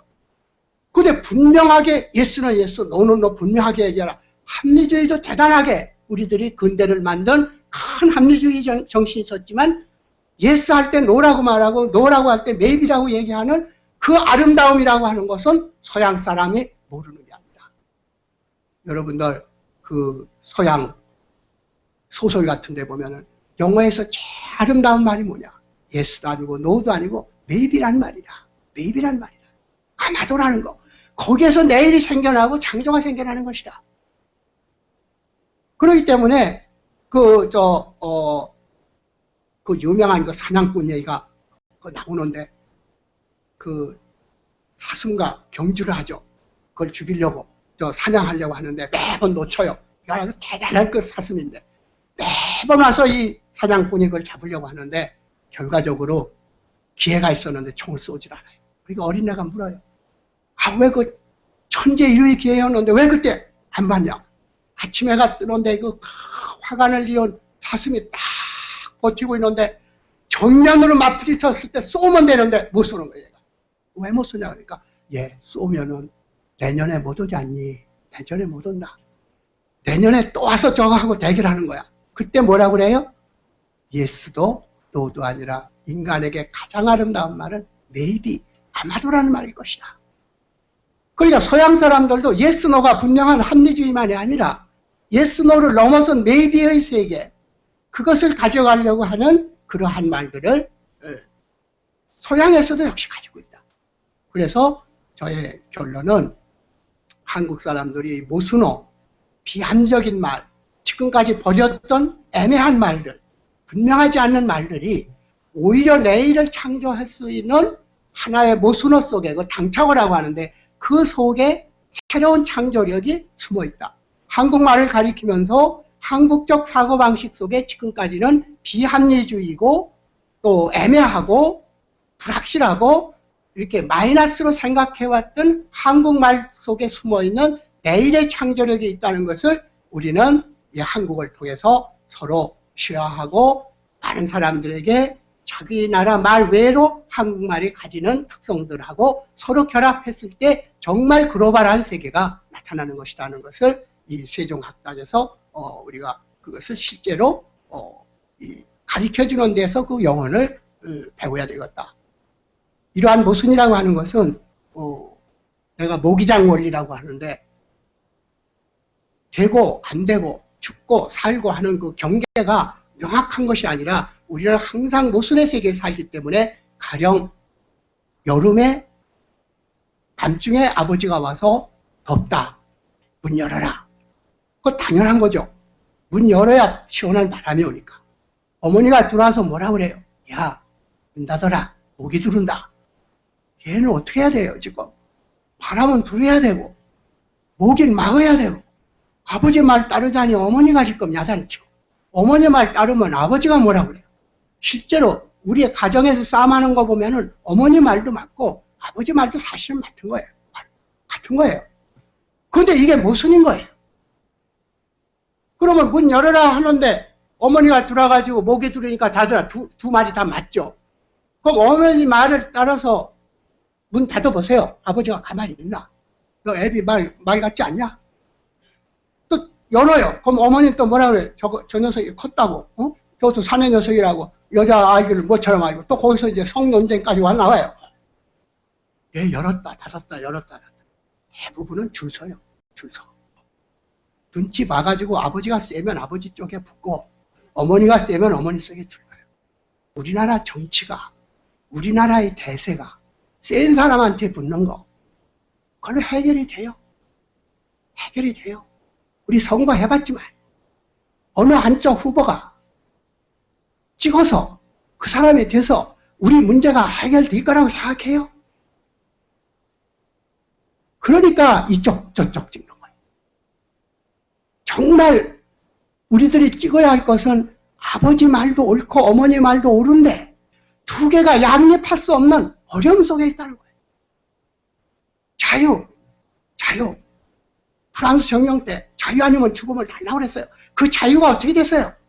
그게 자유시장 만들고 신자유주의 만들고 시장에 서로 무한 경쟁을 만들었잖아요. 그러니까 한쪽에서 평등, 민주화, 평등하자고 막 그러죠. 그 평등하다 보니까 어떻게 됐어요? 투쟁하고 싸우고. 근데 여러분들 평등이 되냐고요? 경제는 될지 몰라요. 혁명 일으켜서 사회주의 해가지고 사회주의사는 없애고 할 수 있어요. 근데 여기 계시지만 얼굴이 잘생긴 얼짱도 있고 못생긴 사람도 있는데 이거 어쩌면 좋냐 이거예요. 사회는 키 큰 사람, 얼굴 잘생긴 사람을 채택하려고 그래요. 문화자업은 어떡할래요? 태어날 때부터 똑같은 재산인데도 아버지 어머니가 취미가 그 사람은 미술하는 사람이에요. 이 사람 미술 안 하는 사람이에요. 집에 붙여놓은 그림부터 벌써 문화자본인데 달라요. 제일 평등을 부르짖는 자유평등을 부르짖는 미국에서 뭘 했어요? IQ라고 하는 건 과학적 근거가 없기 때문에 그것을 발견한 프랑스 사람이 경고했어요. IQ라고 하는 것은 인간의 지능을 숫자로 나타낸다는 건 어느 분야에서 얘기지 이것이 인간의 지능을 평가할 수 없다. 그게 미국에 들어와서 우리나라에 들어와서 IQ가 절대시돼 가지고 얼마나 많은 사람을 불평등하게 만들어요. IQ 130하고 132에 무슨 차이가 있어요? 120하고 125하고 무슨 차이 있어요? 그런데 우리는 학교에서 IQ하고 다 재고 우리 애가 IQ가 얼마야 하고 자랑하고 그러니까 인간을 전부 숫자에서 등급화시켜버렸어요. 그런데도 그 사람은 평등 부르짖어요. IQ 자체가 인간들을 숫자에 의해서 차이 없는 인간들을 자유화시킨 거예요. 이렇게 생각하면은 자유, 평등 이 두 가지가 양립하기 어려운 것이 사람들이 뭐라고 그럽니까? 내가 교장 선생님은 아이들을 가르치려면 말이죠. 현실이 있고 무한경쟁 시대인데 한국이 조그만 한눈 팔면은 옛날처럼 우린 나락에 떨어져요. 그러니까 애들 모여놓고 내가 교장 선생님이라면 뭐라고 그랬어요? 세종학당에서 선생님들 보고 뭐라고 그랬어요? 무한경쟁 시대입니다. 언어도 지금 경쟁합니다. 옆에 공자학원이 있고 아리앙스 프랑스에서 있고 게테 인스티튜트도 있고 언어들이 서로 언어 제국주의 하나도 우리 언어를 퍼뜨리려고 지금 마치 민들레들이 자기 씨 퍼뜨리듯이 언어 씨앗을 퍼뜨리려고 합니다. 무한경쟁하세요. 그래 놓고 그 다음날 뭐라고 그래요? 무한경쟁. 치열한 경쟁. 어떻게 무한경쟁 하라고 그래요? 더불어 사는 사회니까 우리 더불어 삽시다. 전부 더불어 사는 사회. 그러니까 교장 선생님 오늘은 학생들 보고 무한경쟁에 지쳐주면 안 된다고. 그 다음날 와서 더불어 사는 사회라고 그러고. 도시락도 또 딱히 먹어야 되고 뭐 해야 되고. 평등해야 된다. 복지해야 된다. 이런 모순에 살고 있었을 때 창조가 나오지 않으면 현상에서 해결이 안 된다. 자유평등이 양립할 수 없을 때 양립시킬 수 있는 게 창조다. 그러니까 박애라는 게 나왔잖냐. 문화원리가 나왔잖냐. 정치원리, 경제원리 안 되니까 문화원리가 나와서 사랑 없는 경쟁원리, 사랑 없는 평등원리, 이것이 오늘날처럼 비극을 가져왔으니까 제3의 문화원리인 그게 언어, 한국처럼 모순을 결합시킬 수 있는 자유와 평등의 모순과 이것을 융합시킬 수 있는 새로운 창조를 만들어내지 않으면은 한국인이든 서양 사람이든 아시아 사람이든 살아가기가 대단히 힘든 시대에 있는데 한국말 속에 그 희미한 모순을 돌파할 수 있는 융합의 언어들이 잠재되어 있다. 그래서 그 어린아이가 뭘 해결하냐. 방충망을 해다가 모기장을 해다가 닫아놓으면 바람은 들어오고 모기는 안 들어온다 이거예요. 그러면 이 창조를 해놓으면 열고 닫는 모순이 여다지가 돼버리는 거예요. 여다지가. 버려두어가 되는 것이에요. 빼다지가 되는 거예요. 승강기가 되는 거예요. 모순하면서 그것을 뛰어넘는 융합의 언어가 절실하게 필요한 21세기에서 한국어의 이 결합의 언어, 빼고 닫는, 오르고 내려가는, 나가고 들어오는 모든 모순어를 결합시킬 수 있는 결합 능력이 살고 죽고, 죽고 살고 모든 대립적인 것을 하나로 이어주려고 했던 한국어의 융합 능력, 음식에서는 비빔밥처럼 여러 개를 넣고 서로 융합의 맛을 내는 그러한 융합의 시대에 있어서 한국어가 끼치는 노력은 매사를 이양 대립해서 차이를 더욱 차이화함으로써 그 차이에서 이익이 남고 그 차이에서 하나의 에고, 자아라는 것이 낳는 나의 개별성이 생기는 차이 중심의 산업주의나 지금까지의 르네상스 이후로 줄곧 살아온 그것을 사람으로 바꿔라. 살아있는 것, 그것이 사람이고 살아있는 것은 끝없이 사라리 났다처럼 지속하면서 아름답게 흘러가는, 물이 흐르듯이 흘러가는, 쫙쫙 흘러가는 리으름이 있는 살다, 사람, 살림살이, 이 아름다운 말들이 여러분들이 널리 쓰여서 자기 모국어와 함께 사람이라는 말이 살다에서 나왔다는 것, 거기에서 살리는 경제, 살림살이가 나왔다는 것, 두 가지, 살다가 두 번 나온다는 것. 우리가 어려웠을 때는 서양은 헬프미, 나를 도와달라고 그러는데 우리는 뭐라고 해요? 사람 살려 그러잖아요. 사람 살려. 그러니까 살려주는 사람도 사람이고 지금 빠져 죽는 사람도 사람이잖아요. 사람 의식이 사람 살려니까 나 살려가 아니고 사람을 살리라는 거잖아요. 여기에는 개인과 공동체가 함께 있는 거죠. 여러분들이 급할 때 헬프미 하지 말고 나 살려 하지 말고 사람 살려라고 하는 그 의식만 가져도 공동체는 살아가는 거다. 헬프미가 아니다. 나 도와라 하는 거야. 나 살려라가 아니다. 사람을 살려라. 그 사람은 살다에서 나온 말이다. 이것이 바로 의태어에서부터 시작해서 한국어의 그 모순어를 결합시키는 그러한 의미론, 형태론까지 음성론, 음운, 의미, 형태, 이 세 가지의 언어가 가지는 기본적인 한 뜻을 전체의 한국어의 틀 안에서 연구하고 배워서 나의 이웃들 그리고 세계 전체의 많은 우리와 더불어 살아가는 사람들과 함께 한국어가 가지는 그 아름다움과 창조력을 나눠주는 것, 그것이 세종대왕께서 꿈꾸셨던 나라 말씀이 다른 모든 사람들이 자기 의사를 소통할 수 있는 사마치 아니하세요. 사마라는 잃어버린 우리 말이 있는데 소통이라는 말이죠.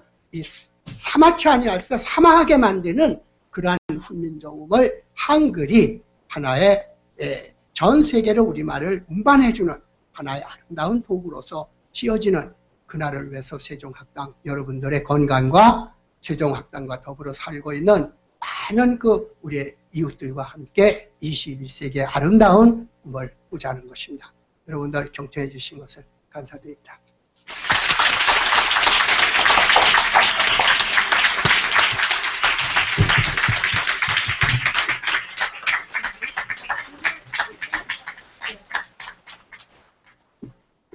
네, 귀한 특강 감사드립니다.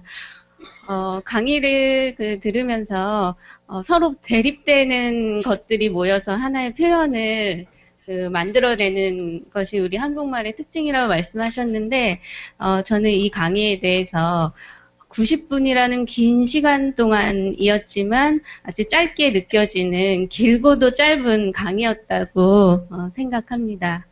예, 다시 한번 큰 박수 부탁드립니다.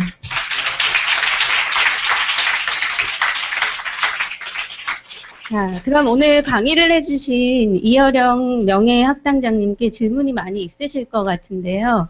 특히 시차 때문에 사실 듣기가 힘든 상황인데도 불구하고 열심히 들어주신 국외 세종학당 분들께서 지금 하실 말씀이 많이 있으실 것 같습니다. 그래서 저희가 사전에 좀 질의자 신청을 받았습니다. 네, 이탈리아 베네치아 세종학당에 듀란소 빈첸자 학당장님께서 질의하실 것이 있다고 합니다. 지금 이탈리아는 새벽 3시가 넘는 늦은 시간인데도 경청해 주셔서 감사합니다. 듀란소 빈첸자 학당장님, 네, 말씀해 주시죠. 네, 일단 정말 진심으로 감사 말씀을 드리고 싶습니다. 아주 좋은 말씀을 듣고, 우린 사실은 세종학당이 베네치아에서 생긴 지 조금밖에 안 됐어요. 그래서 아주 초기 단계이기 때문에 많은 걱정을 하고 있고, 저는, 질문을 꼭 해야 되겠다고 생각했지만 사실은 그렇게 잘 말씀해 주셔서 저는 질문 말고 조금 부탁드리고 싶어요. 또 다시 연설해 주시고 좋은 말씀을 그렇게 해 주시면 우리 문제 없이 해나갈 수 있으리라고 생각이 됩니다. 그리고 이 스리라고 하는 것은 리을이 많이 있는 거죠. 그러니까 우리도 앞으로 나갈 그런 힘이 생기고 남을 수 있게 그런 능력이 생길 거라고 생각이 됩니다. 그러니까 아주 고맙습니다. 굉장히 진심으로 하나도 피곤하지 않습니다.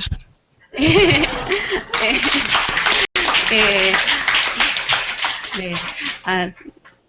하실 말씀 있으실까요? 네, 지금 말씀하신 대로 지금 세종학당은 아주 초기의 것을 가리키니까 내가 얘기하는 것은 한국 사람에게도 사실은 생각하지 않았던 거니까 외국 사람들이나 이게 어려울 거예요. 그러나 말은 도구가 아니라 수단이 아니라 그것을 본 맛을 알아야 된다. 왜 한국말을 배우냐 그러면 일본 사람들 중에 한국말 배우는 사람은 배영준이의 멋진 대화를 일본말로 후키카이한 거, 일본말로 번역한 걸로는 도저히 느낄 수가 없어서 한국말로 그 장면을 어떤 맛인지를 들어보자. 그래서 한국어를 배우는 사람들이 많이 있었다 그래요. 그래서 지금 도구적인 거, 그냥 소통을 위한 도구로 배우지만은 조금 더 나가면 한국말 속에 재미난 것들이 많다는 거예요. 가령 한글 이렇게 전부 외국에서 세종학당 그러면 자꾸 한글 생각나 얘기를 했는데요. 한글도요. 오늘 내가 오늘 그런 얘기 하려다가 사실은 다른 얘기로 흘렀지만 한국의 글자라고 하는 게 말이죠. 독립적으로 아톰처럼 존재하는 게 아니에요. 이런 컵처럼 존재하지 않아요. 왜냐하면 길바닥에 말이죠. 이자가 떨어져 있어요. 지금.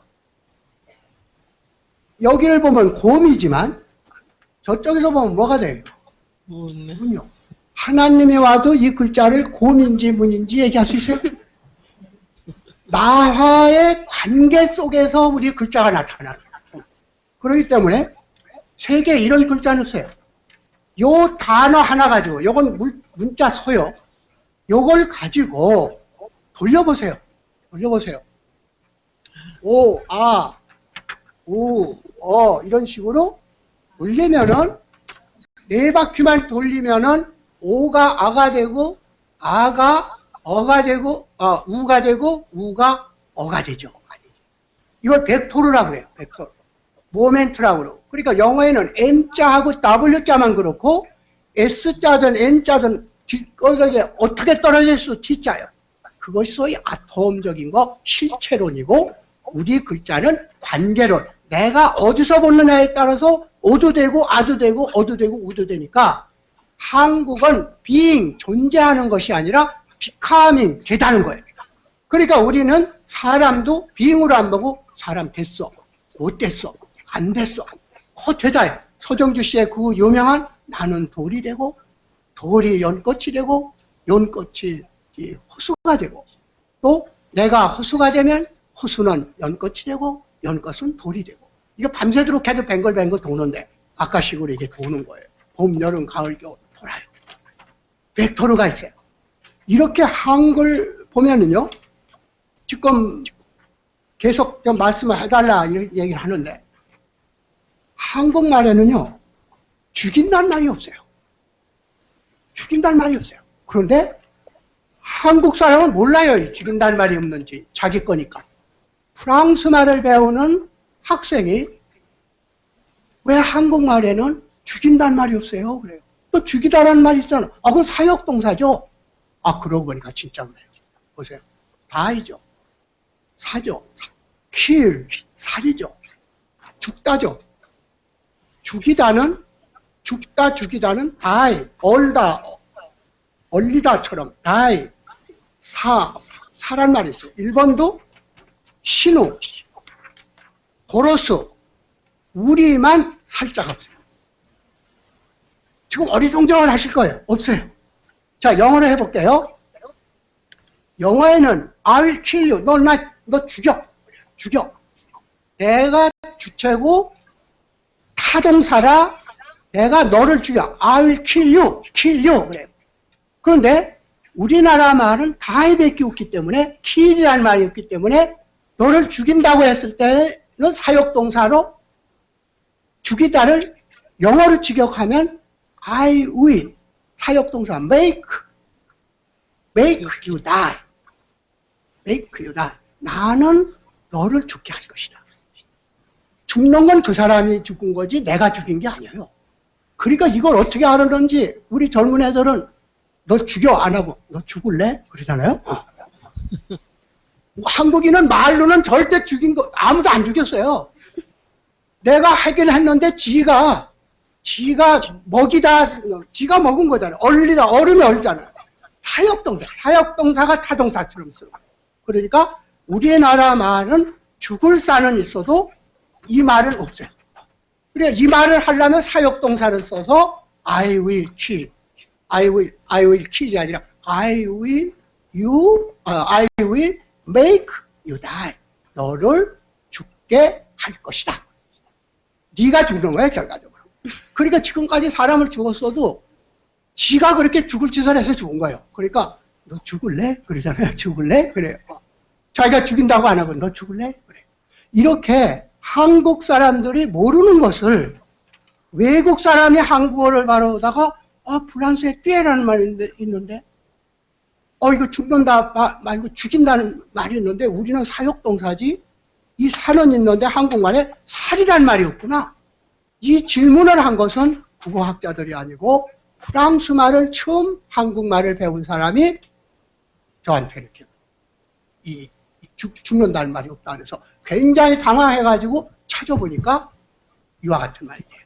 그렇기 때문에 여러분들께서 우리나라 말을 참 잘 알고 있다고 생각할지 몰라도 질문들을 여러분들이 이제 하시는 이런 질문들이 나와야 초급반이고 뭐가 없어요. 초급반이기 때문에 오히려 이상하다. 한국말은 왜 이렇지? 왜 이런 말이 영어에 이런 말이 없지? 그런 질문들이 나와야 비로소 세종학당은 외국 사람과 접함으로써 한국어를 알게 되고 그 나라 말을 알게 될 것이다. 그러니까 좀 더 많은 질문들을 앞으로 해주시면은 우리가 몰랐던 것을 외국 사람들이 오히려 우리의 가지고 있는 걸 너무 가까워서 몰랐던 것을 외국 사람들이 그것을 깨우쳐주는 그런 역할로서 오히려 배우는 사람이 우리의 스승이 될 수도 있다는 거. 그래서 앞으로는 이런 시간 됐을 때는요 많이들 질문해 주셨으면 좋겠습니다. 네. 빈첸자 그 학당장님께서 더 말씀해 주시라고 하셨는데, 시간을 많이 못 드려서 정말 죄송합니다. 시간이 많지 않은 관계로 마지막 질문이 될 것 같습니다. 이번에는 베트남 호치민 세종학당의 완 선생님께서, 질의를 신청하셨습니다. 예, 완 선생님 잘 들리시죠? 네, 잘 들립니다. 예, 질문해 주세요. 예. 안녕하세요. 베트남 호치민 세종학당 완입니다. 제가 먼저 오늘 명상 특강 들을 수 있는 기회를 주셔서 아주 감사하는 거예요. 질문 하나 있습니다. 각 나라 그 언어를 보면 그 나라의 지리적 영향을 받는 겁니다. 예를 들어서 베트남에는 강이 많이 있어서 그래서 사람의 말도 물 흐름과 비슷합니다. 그리고 한국도 지리를 보면 산이 많이 있기 때문에 혹시 그 한국말도 좀 그런 지리적 영향을 많이 받을 부분이 있을 거라고 생각합니다. 혹시 이 부분에 대해서 좀 더 깊이 설명해 주실 수 있습니까? 잘 안 들리는데 이쪽이 예.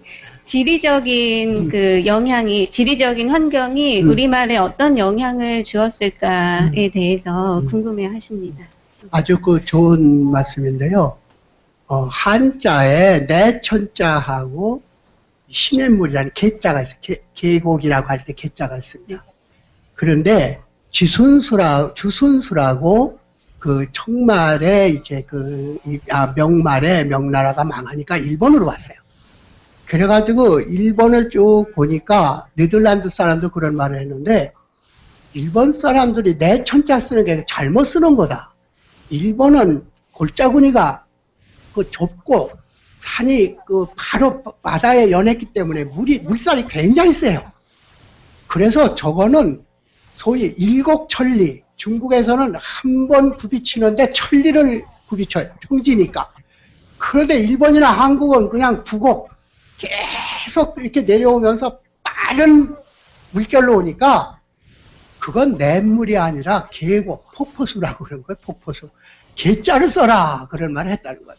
그렇기 때문에 그 나라 사람들이 쓰는 말이 그 풍토에 따라서 일본 사람은 그게 냇물이라고 그러는데 중국 사람이나 네덜란드 사람이 왔을 때는 깜짝 놀라가지고 냇물 아니야 저거 폭포수야 저거 골짜구니 개라고 써야지 천이라고 쓰면 안 돼 이런 말을 썼다고 그래요. 베트남은 아시다시피 한국처럼 아주 시를 좋아하시는 분들이 많고 이 한자 같은 데서도 그 시를 써가지고 많이 하는 그리고 또 유일하게 청자가 중국하고 한국하고 이 월남 쪽, 베트남 쪽하고만 청자가 있습니다. 일본을 그걸 못했고 여러 가지로 사실은 베트남하고 한국이 가까울 뿐만 아니라 지리적인 것도 그 반도 이런 이 전체 그 자연 이런 것들도 역시 또 쌀을 주식으로 하고 있는 그런 그 농사짓는 방법이라든지 대단히 가깝다고 봅니다. 그래서 나는 유감스럽게도 베트남 말을 못하는데 베트남 말과 하고 우리의 그 지리적인 가까움 때문에 생겨나는 유사한 현상들이 상당히 많을 것이다. 그래서 그 넓은 지대에서 사는 사람들이 쓰는 말하고 좁은 그런 골짜구니에서 쓰는 산간에서 쓰는 사람들의 말하고 그것은 아주 우리에게 있어서 특히 산이라고 그랬을 때 평지와 산 그러니까 청산별곡 그랬을 때 차라리 왔다 청산에 차라리 왔다 머루랑 다리랑 먹고가 청산 바깥으로 머루와 다리가 뭐가 됐어요? 쌀과 보리가 되죠. 그렇죠? 산에 들어가면 머루 다리가 되는데 나오면은 쌀 보리가 되니까 청산에 들어가서 머루랑 다리랑 먹고 청산에 살겠다 하는 말은 쌀보리 먹던 이 평야에서 산으로 들어가서 옛날 채집시대처럼 다시 옛날 모습대로 살겠다 하는 그 산과 평지가 항상 과거와 미래, 현재와 과거, 앞과 뒤 이런 것들을 결정짓는 말로 산악이 많은 지대 사람들하고 벌판에서 사는 사람들의 방향이나 공간 말 같은 게 아주 다른데 제가 짐작하기로는 베트남 말이 한국말하고 유사한 점들이 많다면 그것은 아마도 주식을 우리처럼 그 쌀 농사를 많이 짓고 남방계지만은 그 산과 뜰의 그러한 풍경이 우리와 비슷한 점이 많이 있다고 보기 때문에 그러한 말의 유사성이 있으려고 봅니다. 앞으로 그 베트남의 그 말들을 제가 비비비를 하고 있습니다. 비비비라는 게 비포 바벨 브리게이드라고 해서 각국 나라 말을 한국말로 번역해주는 보런티아들을 제가 만들었어요. 한 4,000명 가까이가 17개국어를 합니다. 인도 말도 들어왔습니다. 그래서 아무 때고 휴대전화만 걸면 거기에서 이렇게 그 통역을 해줍니다. 제일 많이 통역해주는 것이 몇만 건, 한 달에 몇만 건 해주는 것이 역시 영어. 두 번째가 놀랍게도 일본이나 중국, 일본 이런 것 같지만은 두 번, 세 번, 네 번이 전부 동남아시아 쪽이라 월남, 베트남이 굉장히 많습니다. 그리고 막 그 말레이시아 막 이런 사람들이 굉장히 많아요. 이렇게 해서 정말 우리가 아세아라고 그러면은 한중일만 생각했는데 이제는 그 아세안 여러 나라들이 아주 가까워지는 것은 이런 그 세종학당을 통해서 가까워지려고 봅니다. 그 질문해 주신 거에 제대로 된 답변인지 몰라도 역시 그 풍토와 생산을 하는 거에 의해서 말들의 친근성이 생겨나는 그런 것을 발견해주면 좋겠고, 가령 우리는 쌀, 영어에는 라이스 하나지만 우리는 벼하고 쌀이 그 다르지 않습니까? 그러니까 우리는 주식이 쌀을 먹기 때문에 벼하고 쌀을 구분하는데 서양에서는 벼도 라이스고 쌀도 라이스입니다. 에스키모 같은 데 보면 눈이 수십 가지 3, 40가지 눈이 있어요. 우리는 쌀랑눈, 무슨 한방눈 정도지만은 눈이 많이 내리는 북극 지방에 가보면은 눈에 관한 말들이 3, 40개, 심지어 수백 가지가 넘는다고 그럽니다.